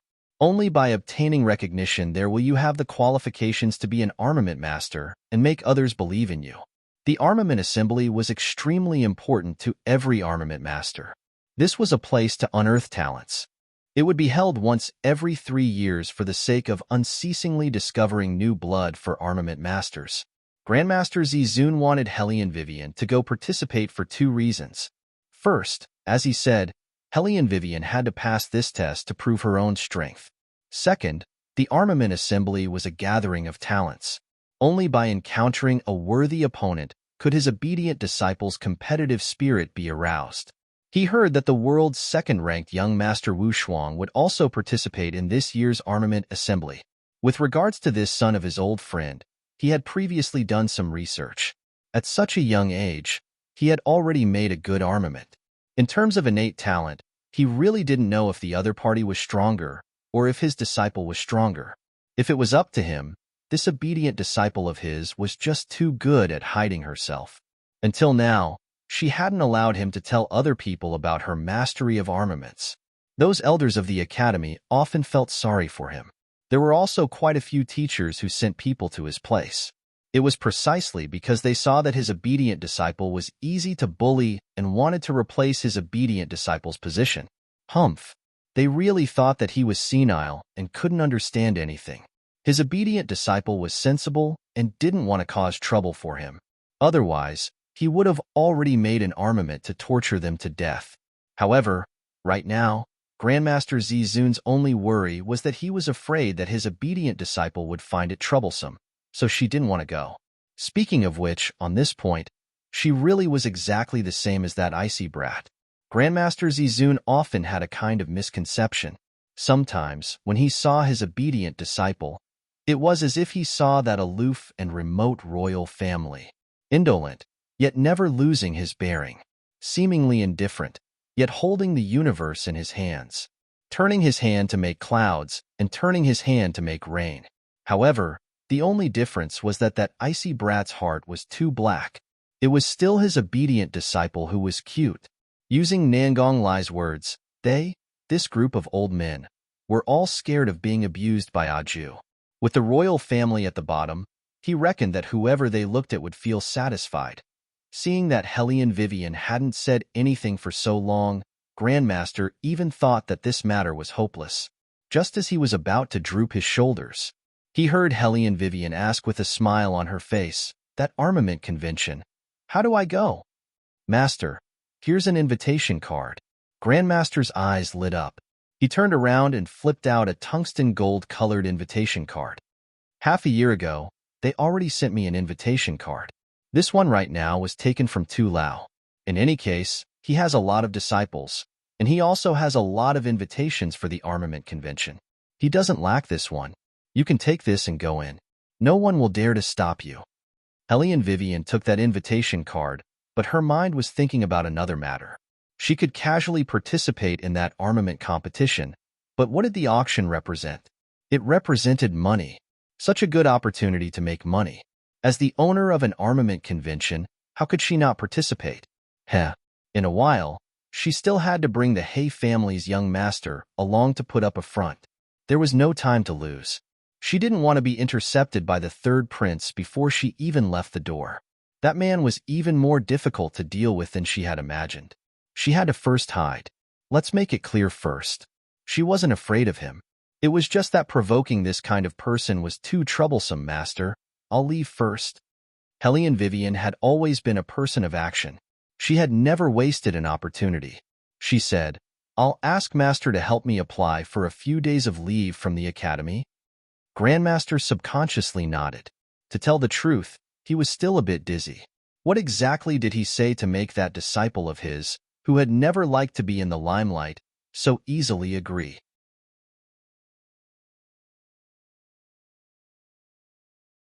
Chapter 95.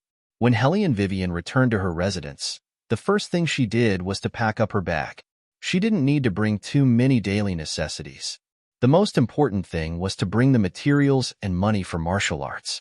If she was bored on the road, she could make a few more martial arts. When the time comes, she could sell them for more money. But what Hellion Vivian didn't expect was that Beligaju's movements would be so fast. Hellion Vivian looked at the layers of guards outside the inferior courtyard. She knew that she couldn't go back. She just went to the toilet and he came. Hellion Vivian wrinkled her eyebrows. Her figure flashed and hid under a big tree. Her back was tightly pressed against the trunk, only revealing a pair of clear eyes. "Your Highness." Someone knelt in front of Beligaju and said in a low voice, "Everything is normal." The man raised his eyes and glanced in their direction. Hellion Vivian quickly withdrew her gaze. She had the illusion that her breathing had stopped. Huff, huff, she was almost discovered.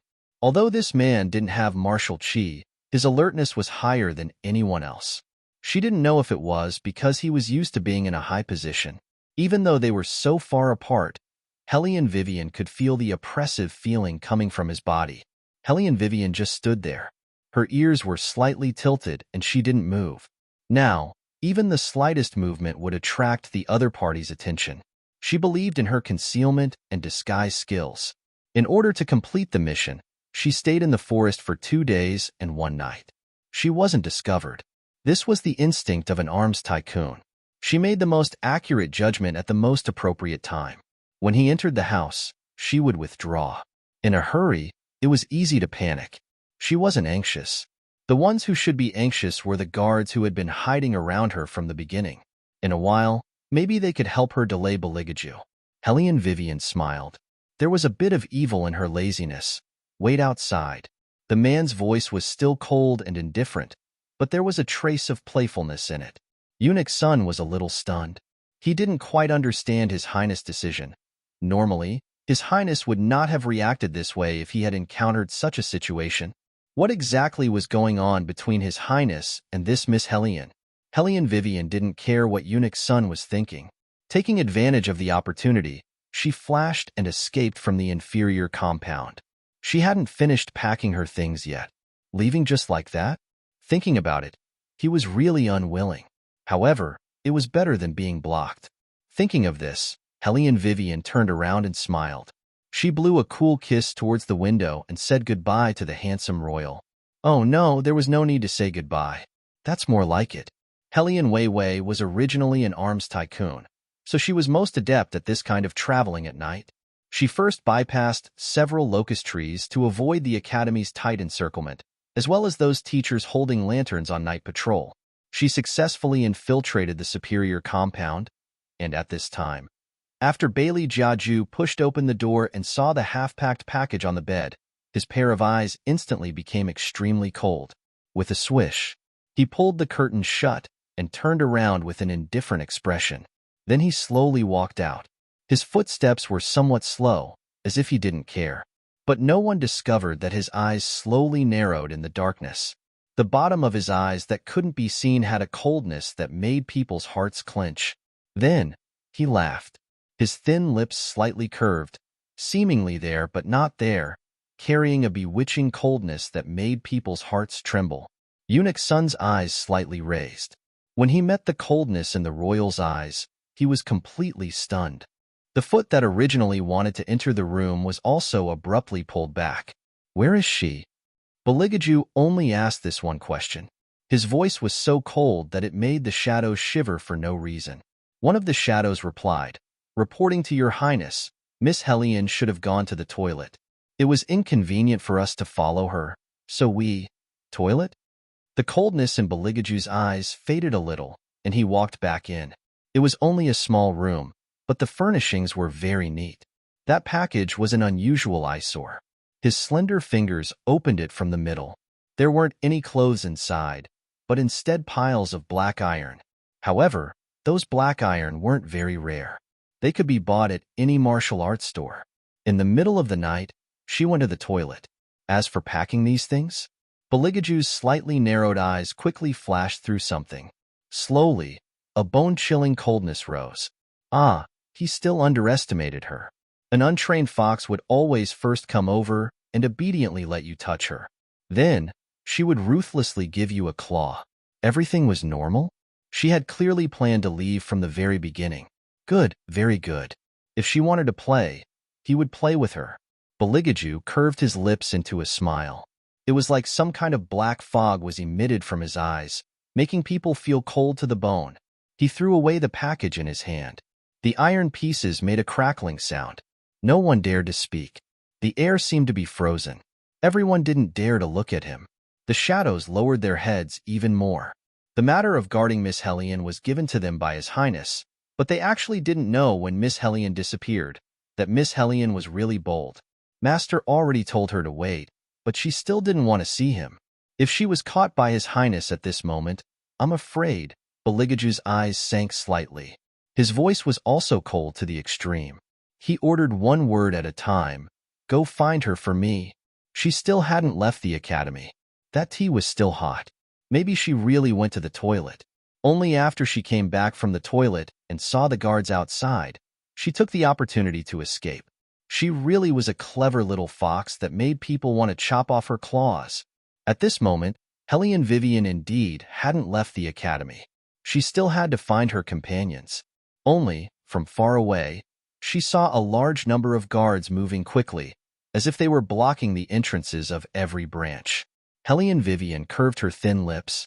He deserved to be the third prince. She even thought that he would be misled by those shadows' words for a few minutes. She didn't expect that his reaction would be so fast. He immediately knew that she wasn't going to the toilet, but rather to escape. As expected, he wasn't easy to deal with.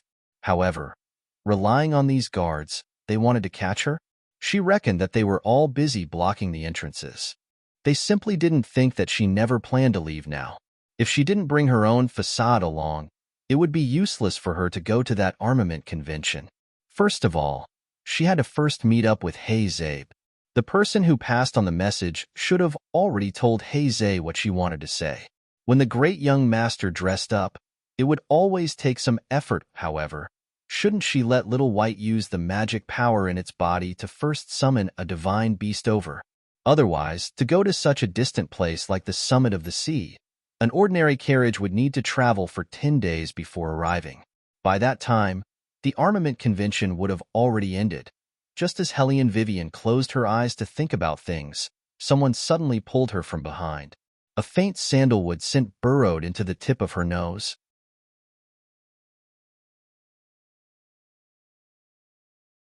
Chapter 96. Hellion Vivian turned her head and looked over. Her long, shapely eyebrows wrinkled. It was actually Morong Changfeng. How could this scum appear here? You said you already put down my family's young master, yet you still came in the middle of the night to wait. The servant's tone of voice made Hellion Vivian coldly laugh. She didn't say anything and directly pushed Morong Changfeng's hand away. If it weren't for the night being too dark, the ridicule in her eyes would have been exposed unintentionally. Morong Changfeng didn't expect himself to be pushed away. His fingers stiffened. That servant was actually not happy. I say, Miss Hellion, you've already come. What are you still putting on airs for?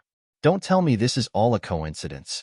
You don't know this is the courtyard where my family's young master lives. Hellion Vivian. Hee. She really didn't know. Enough. Morong Changfeng's voice faintly stopped that servant's words. However, it could be seen that he and that servant were basically thinking the same thing. Since you've already come, just say it clearly. Hellion Vivian sized him up with a glance and turned around to leave. What was there to say to a scum? Not to mention, Third Prince was such a smart person. Maybe he'd find the superior compound in a moment. She didn't want to waste time in this kind of place. Hellion Vivian. What do you mean? Morong Changfeng extended his hand and blocked her path with his slightly raised sleeve. You should have played enough with the game of loosening the reins in order to get closer, right? You felt that this young master made you lose face before, so you retaliated several times in a row in front of people. What do you still want now? You want this young master to regret? Hellion Vivian. Who do you think you are? Being blocked like this, Hellion Vivian simply crossed her arms and raised her head in amusement. Morong Changfeng, I advise you to look in the mirror more in the future. Do you really think you're so handsome that you can shock the heavens and make ghosts weep and that I can't live without you? What you said, I'll return it to you. Morong Changfeng, who do you think you are? Loosening the reins in order to get closer? Didn't I say it clearly enough? I was blind in the past, that's why I fell for a scumbag like you. You're still young. So it's inevitable that you don't have good taste. This is the same reason why you fell for Helian Jiaoer. Now that my mind is sound, I want to turn over a new leaf. Do you understand? If you understand, then get out of the way. As expected of the woman that I have taken a fancy to. She's ruthless enough. I like her. Suddenly, an evil laugh sounded from behind the two of them.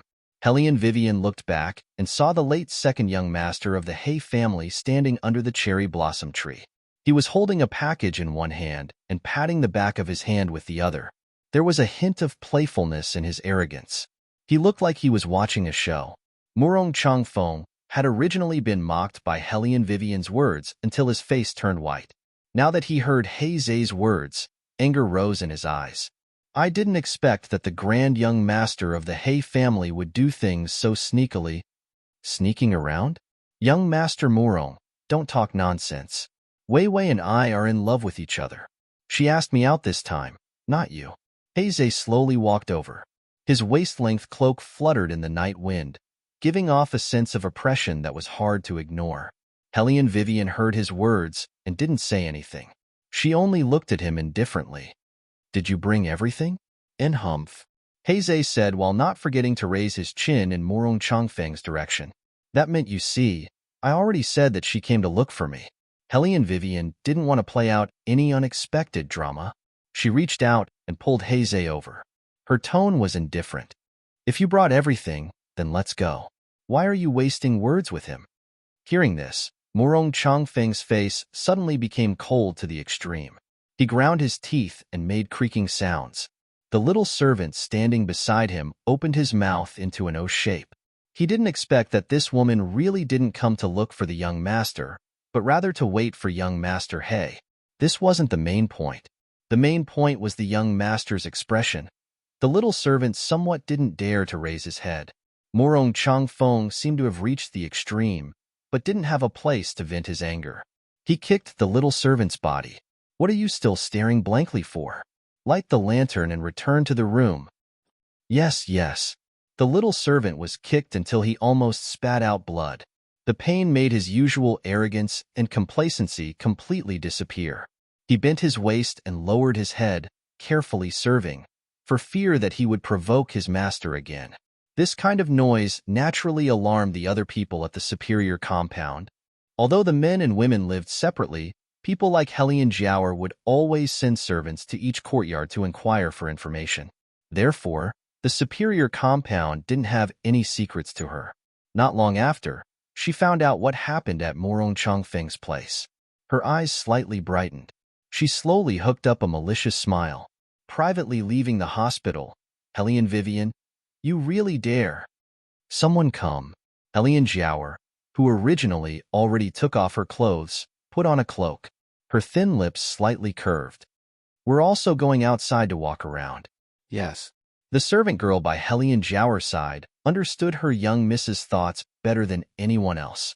Knowing that she wanted to go give that slut a good look, her face also followed with a smile. The night deepened. Helian Vivian saw that wherever she went, there were layers upon layers of imperial bodyguards. Her eyebrows wrinkled into a ball. This third prince's methods were really ruthless. Just for the sake of catching her, so many people were mobilized. This was the rhythm of waiting until she was caught. Then she would be dismembered into 10,000 pieces. All of this was provoked by you? He family's young master stood behind her, impatiently raising his eyebrows. Helian Vivian grunted. Third prince's people. He Zhe heard the 3 words third prince and narrowed his eyes.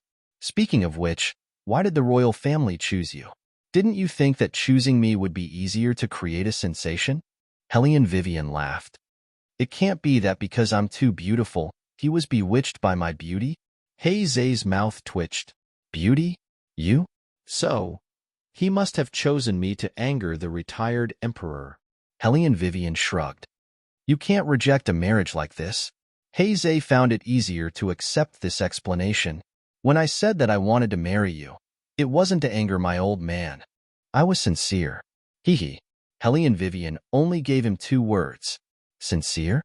This face of mine, can you accept it? He Zhe looked at those imperial bodyguards who were walking back and forth. After thinking for a while, he seriously replied, "Actually, it's the same even if you blow out the candles. Anyway, your figure is not bad."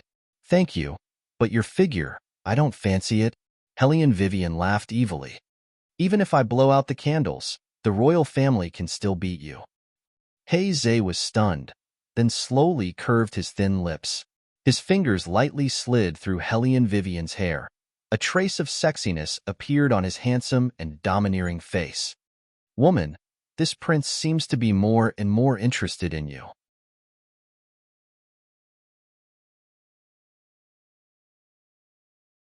Chapter 97.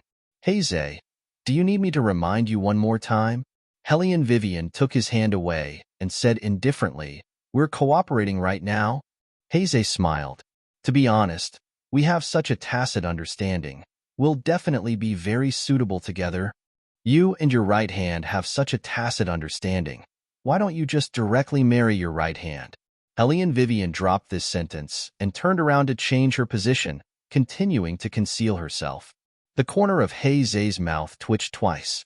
The right hand she's talking about better not mean what he's thinking. She's a girl.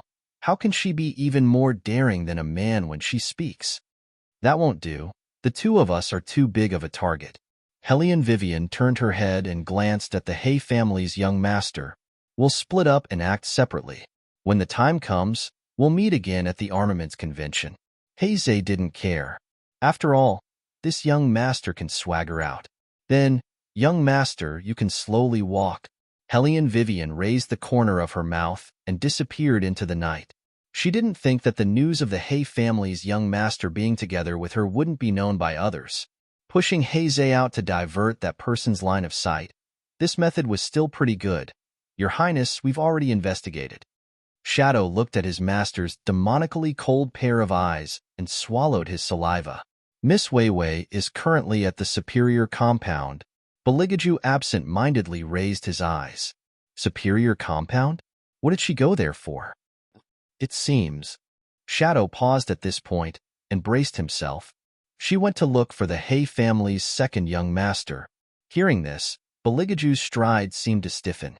Then, he tilted his head and laughed lowly. His bangs followed his movements and slightly drooped down. Looking at him from afar, he actually looked a bit lonely. When Shadow wanted to take a closer look, he saw Bailey Jiaju suddenly raise his eyes and unhurriedly take off the white glove on his hand and throw it to the side. His eyes were frighteningly bright, without the slightest hint of loneliness.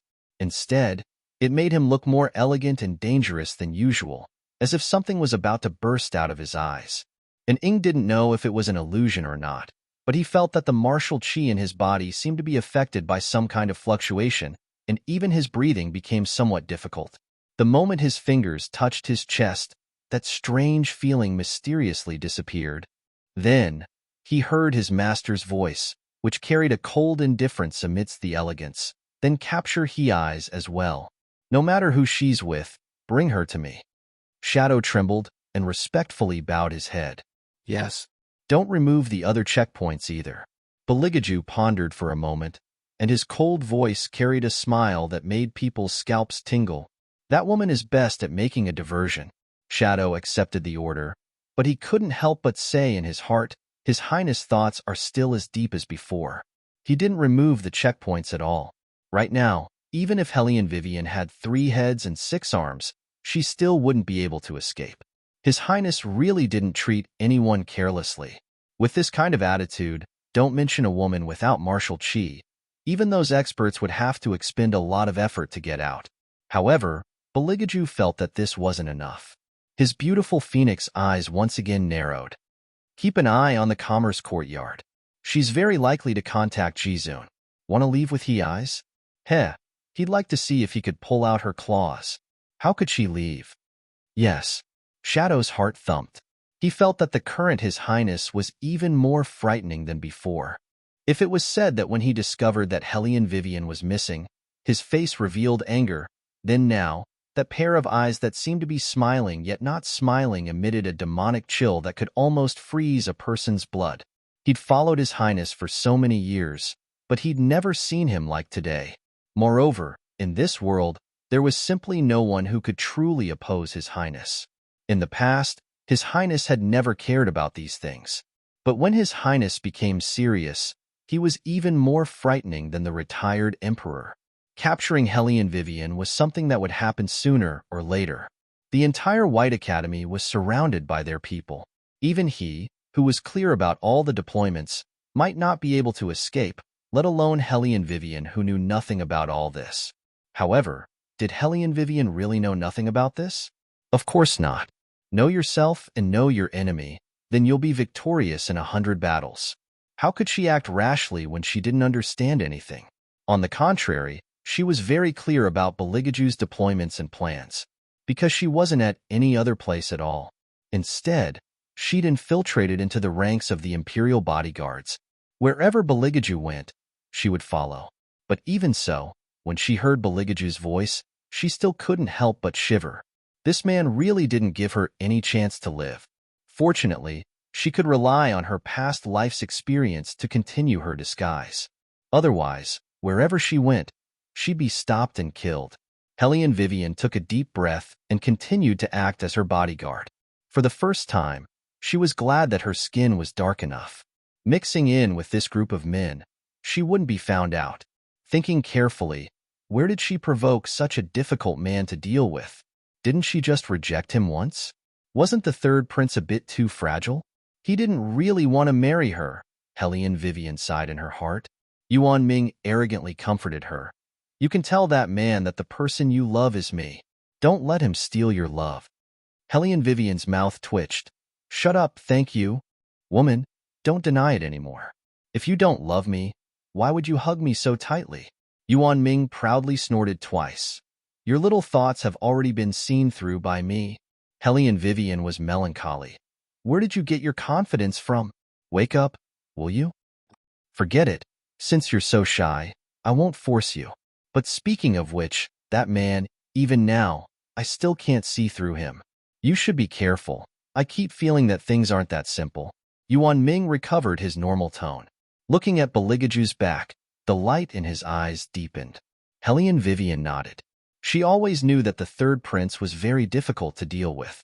In this empire that respected martial arts, he was actually able to make the people from the 4 great clans fear his existence even though he had lost his martial chi.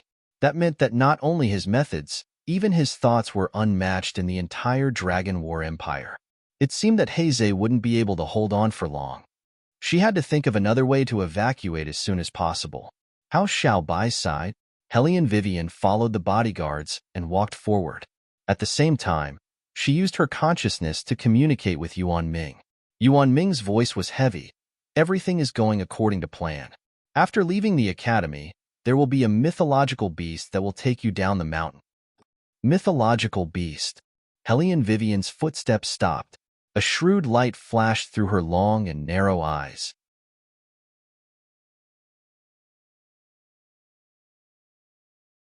Chapter 98.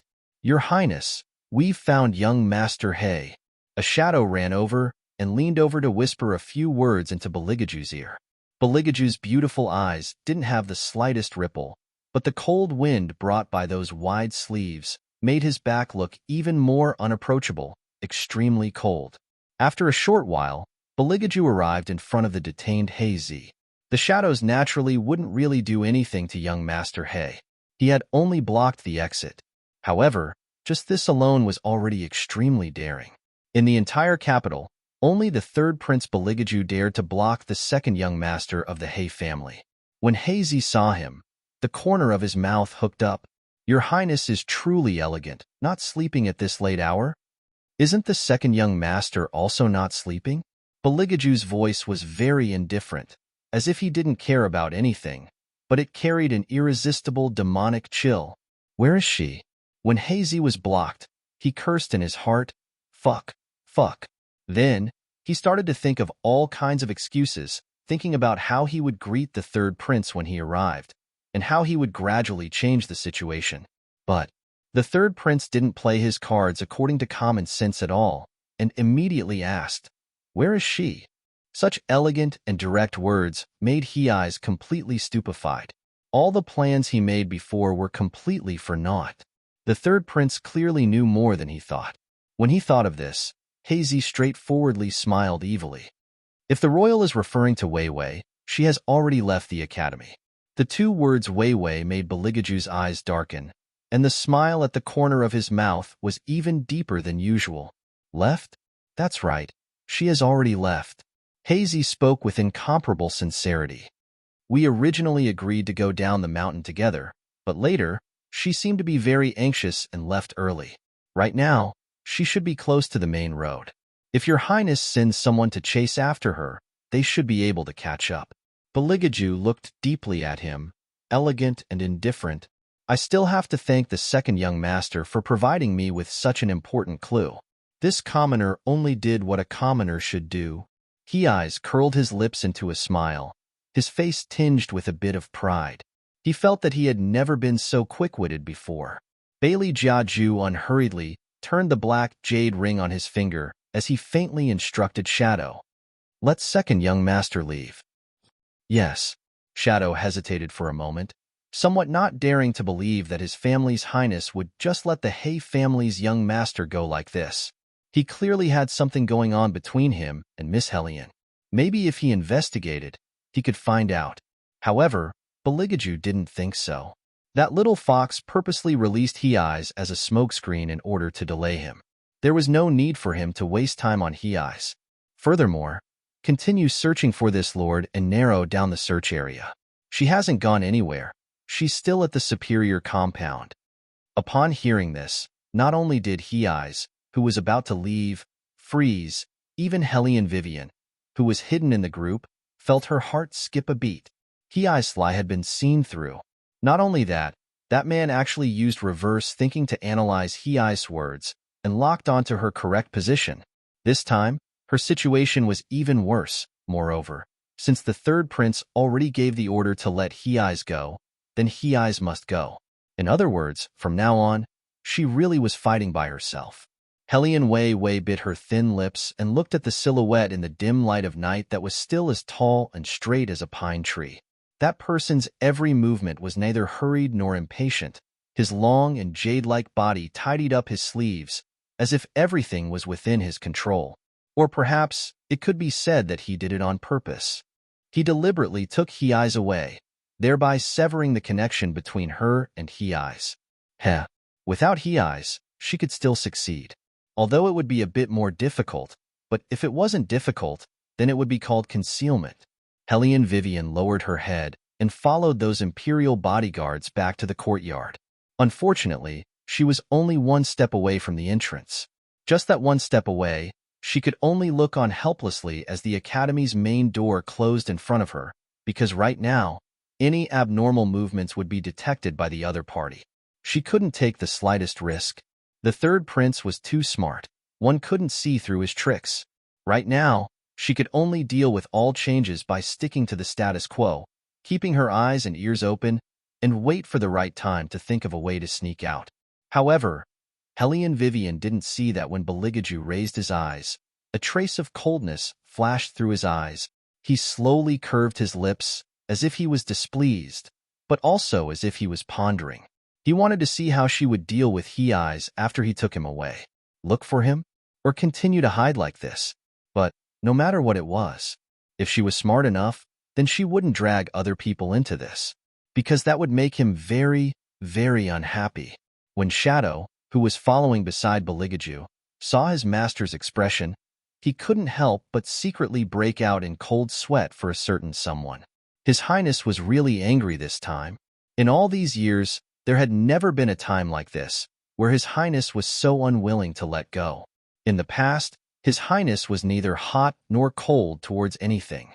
No one could guess what he was thinking, so much so that no one could cause any of his emotions to fluctuate. Hellion Vivian was the first person to make His Highness go through so much trouble. Shadow almost didn't dare to imagine what would happen to her if she was really caught by His Highness. Achoo! Hellion Vivian covered her mouth and sneezed softly. From the time she started to plan this escape, 2 hours had already passed. She had to be quick. Right now, Beligaju didn't have time to spare, but when he was free, his first reaction would be to check on her. At that time, Even this bodyguard's skin on her body wouldn't be able to protect her. Should she be happy, or should she admit that she was unlucky? After doing so many things, this was the first time she was forced into such a situation. However, the real show had just begun. Right now, it was the time when humans were the most tired, and also the time when it was the easiest to make mistakes. She could totally make use of this point. Pitter-patter-patter. A light rain suddenly fell from the sky. Shadow hurriedly opened an umbrella for Beligaju. As he walked forward, he reported, "Your Highness, we've searched the entire superior compound, but didn't find any trace of Miss Hellion." Still didn't find her? Beligaju's hand slightly paused for a moment. He actually underestimated that little fox's tenacity. Good, very good. Beligaju narrowed his eyes. His voice was neither cold nor light. Switch to another group of bodyguards and continue the search. The ones who are switched out are not allowed to leave the hospital. They are to rest where they are.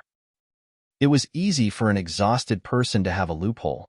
He absolutely wouldn't allow this kind of loophole to appear in his plan. Hellion Vivian originally thought that after being switched out, she would be able to return to her room. She didn't expect. This third prince wasn't just smart, he was simply too two-faced, so ruthless that it almost made people unable to withstand.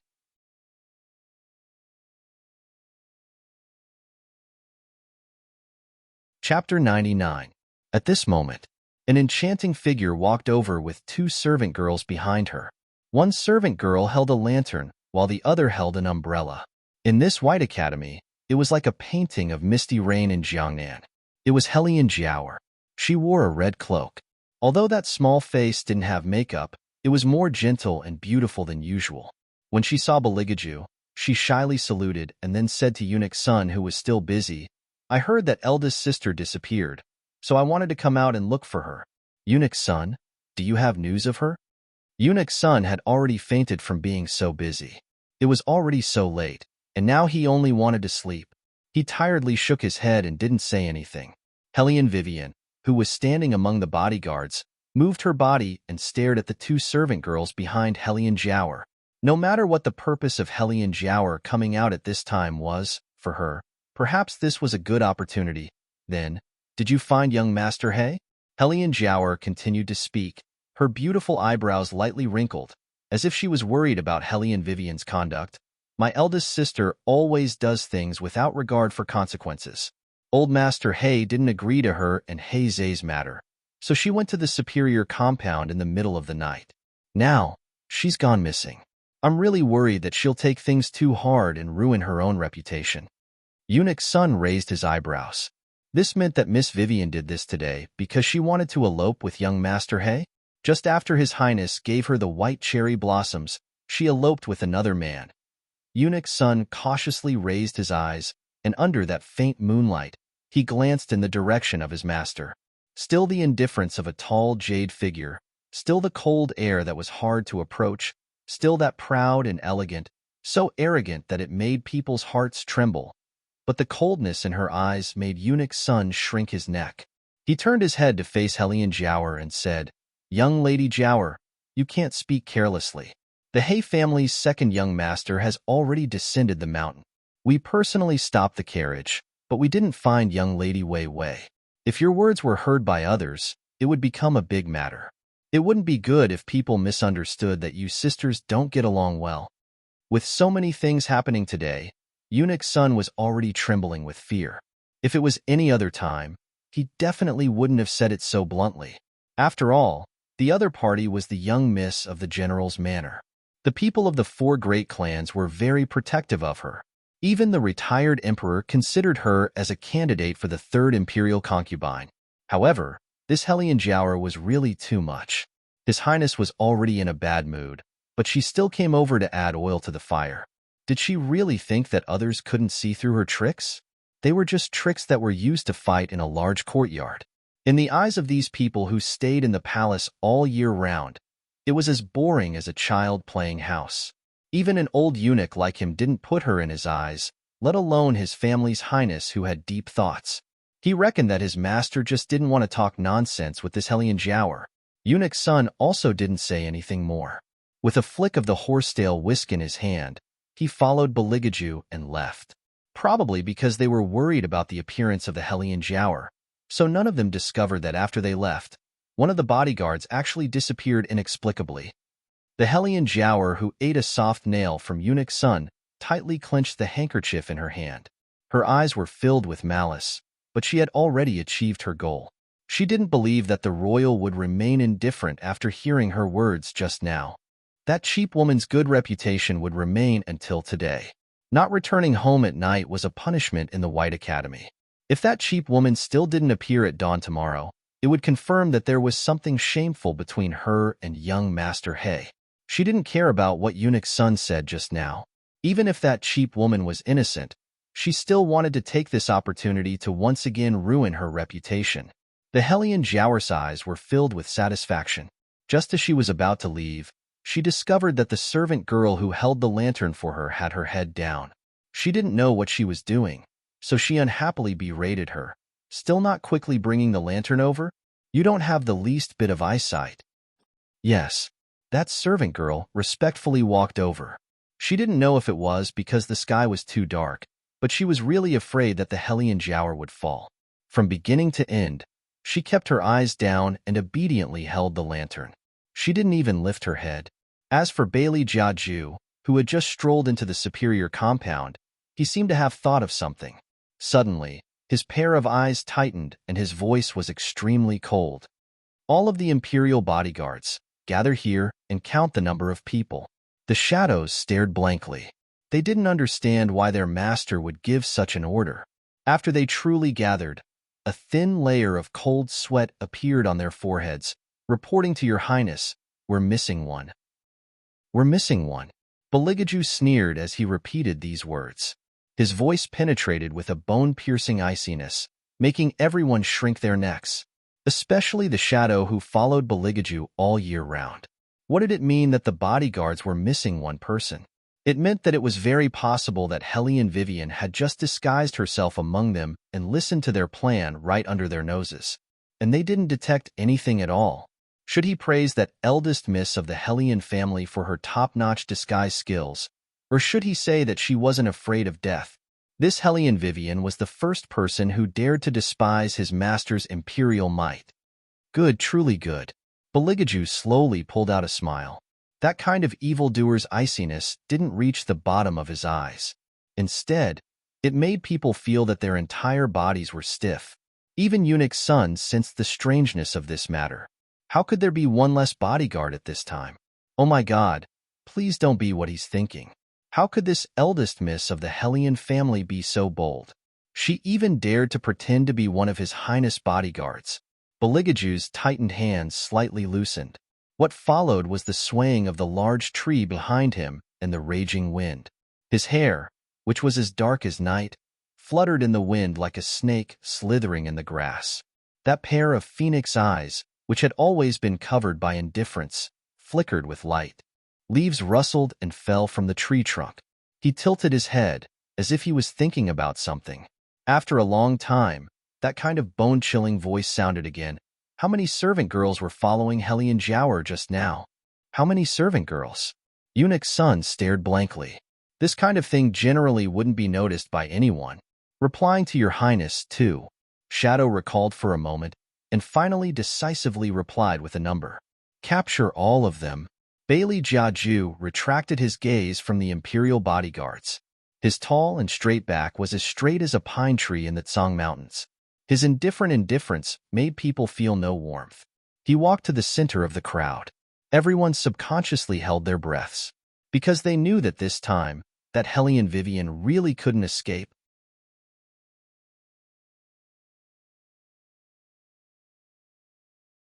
Chapter 100. The superior compound was only that big. It was very easy to catch someone. What's more, the royal family found 2 servant girls. Apart from the Hellion Giaour, who was somewhat surprised, the rest of the people were confused. Now, basically everyone in the superior compound was awake. Some young ladies from influential families, in order to be able to see Beligaju, also temporarily put on a cloak and let the servant girls hold an umbrella for them as they watched from the side. The Hellion Giaour looked at her 2 servant girls, the light in her eyes full of deep meaning. At this time, why would the royal family suddenly want to see her servant girls? Could it be? The Hellion Jower's thoughts turned. She wanted to reach out and grab the two servant girls' hair, to take a good look at their appearance. Second sister. Helplessly, this scene was interrupted by Hellion May, who came from the west.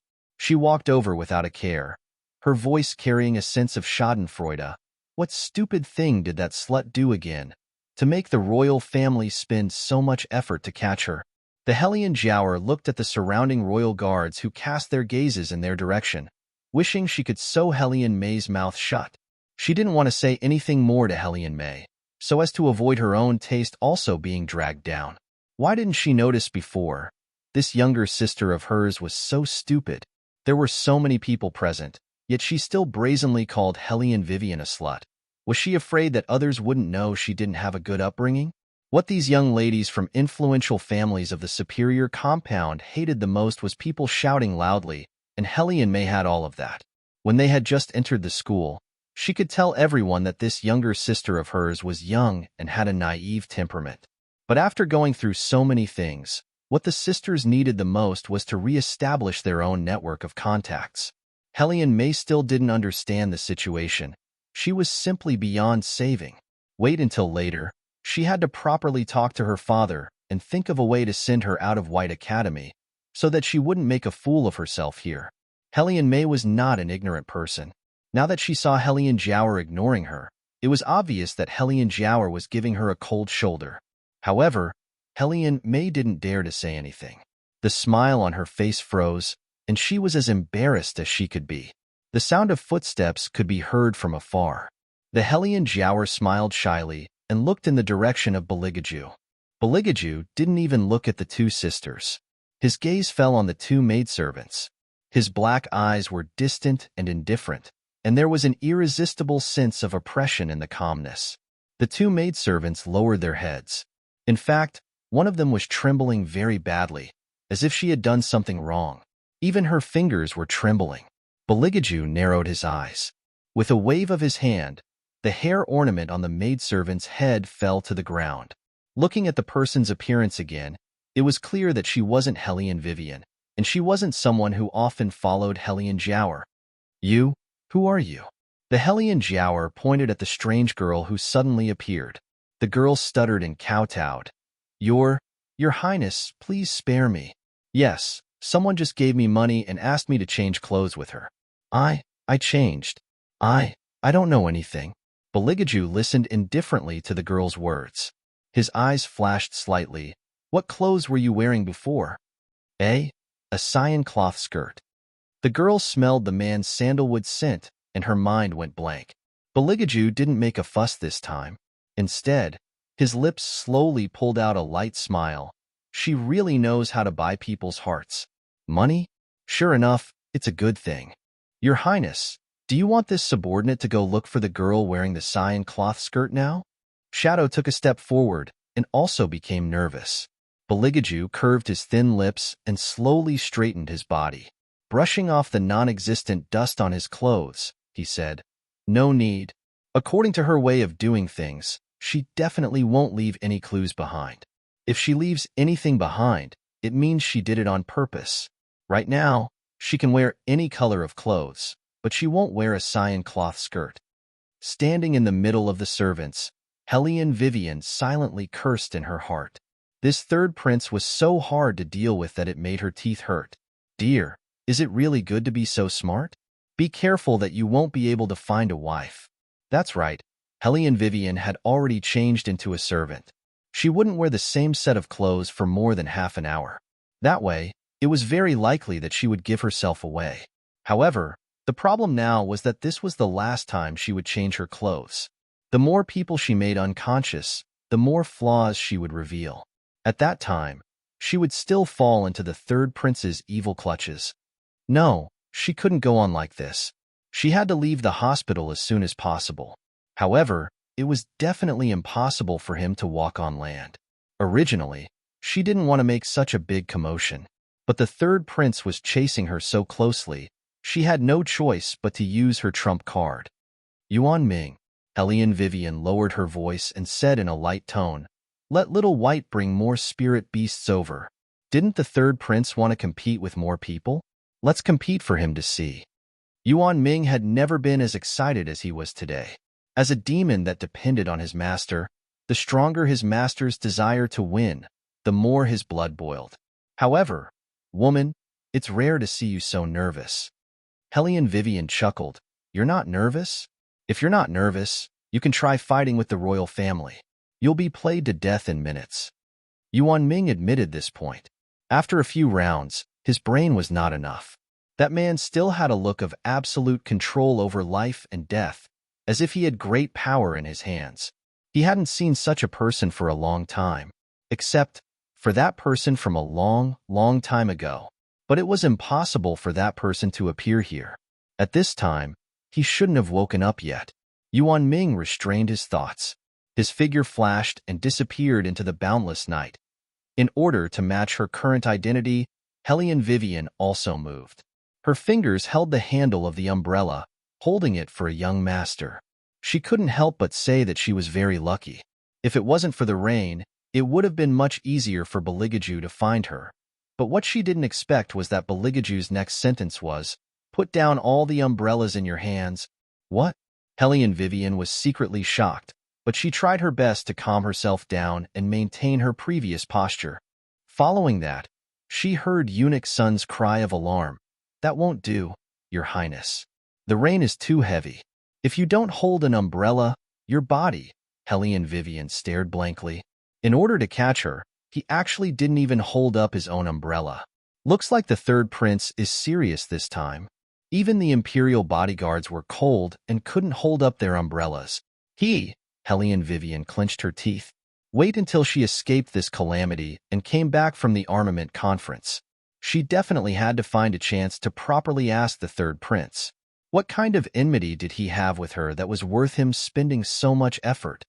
You're tuning in to the Romance Rendezvous YouTube channel.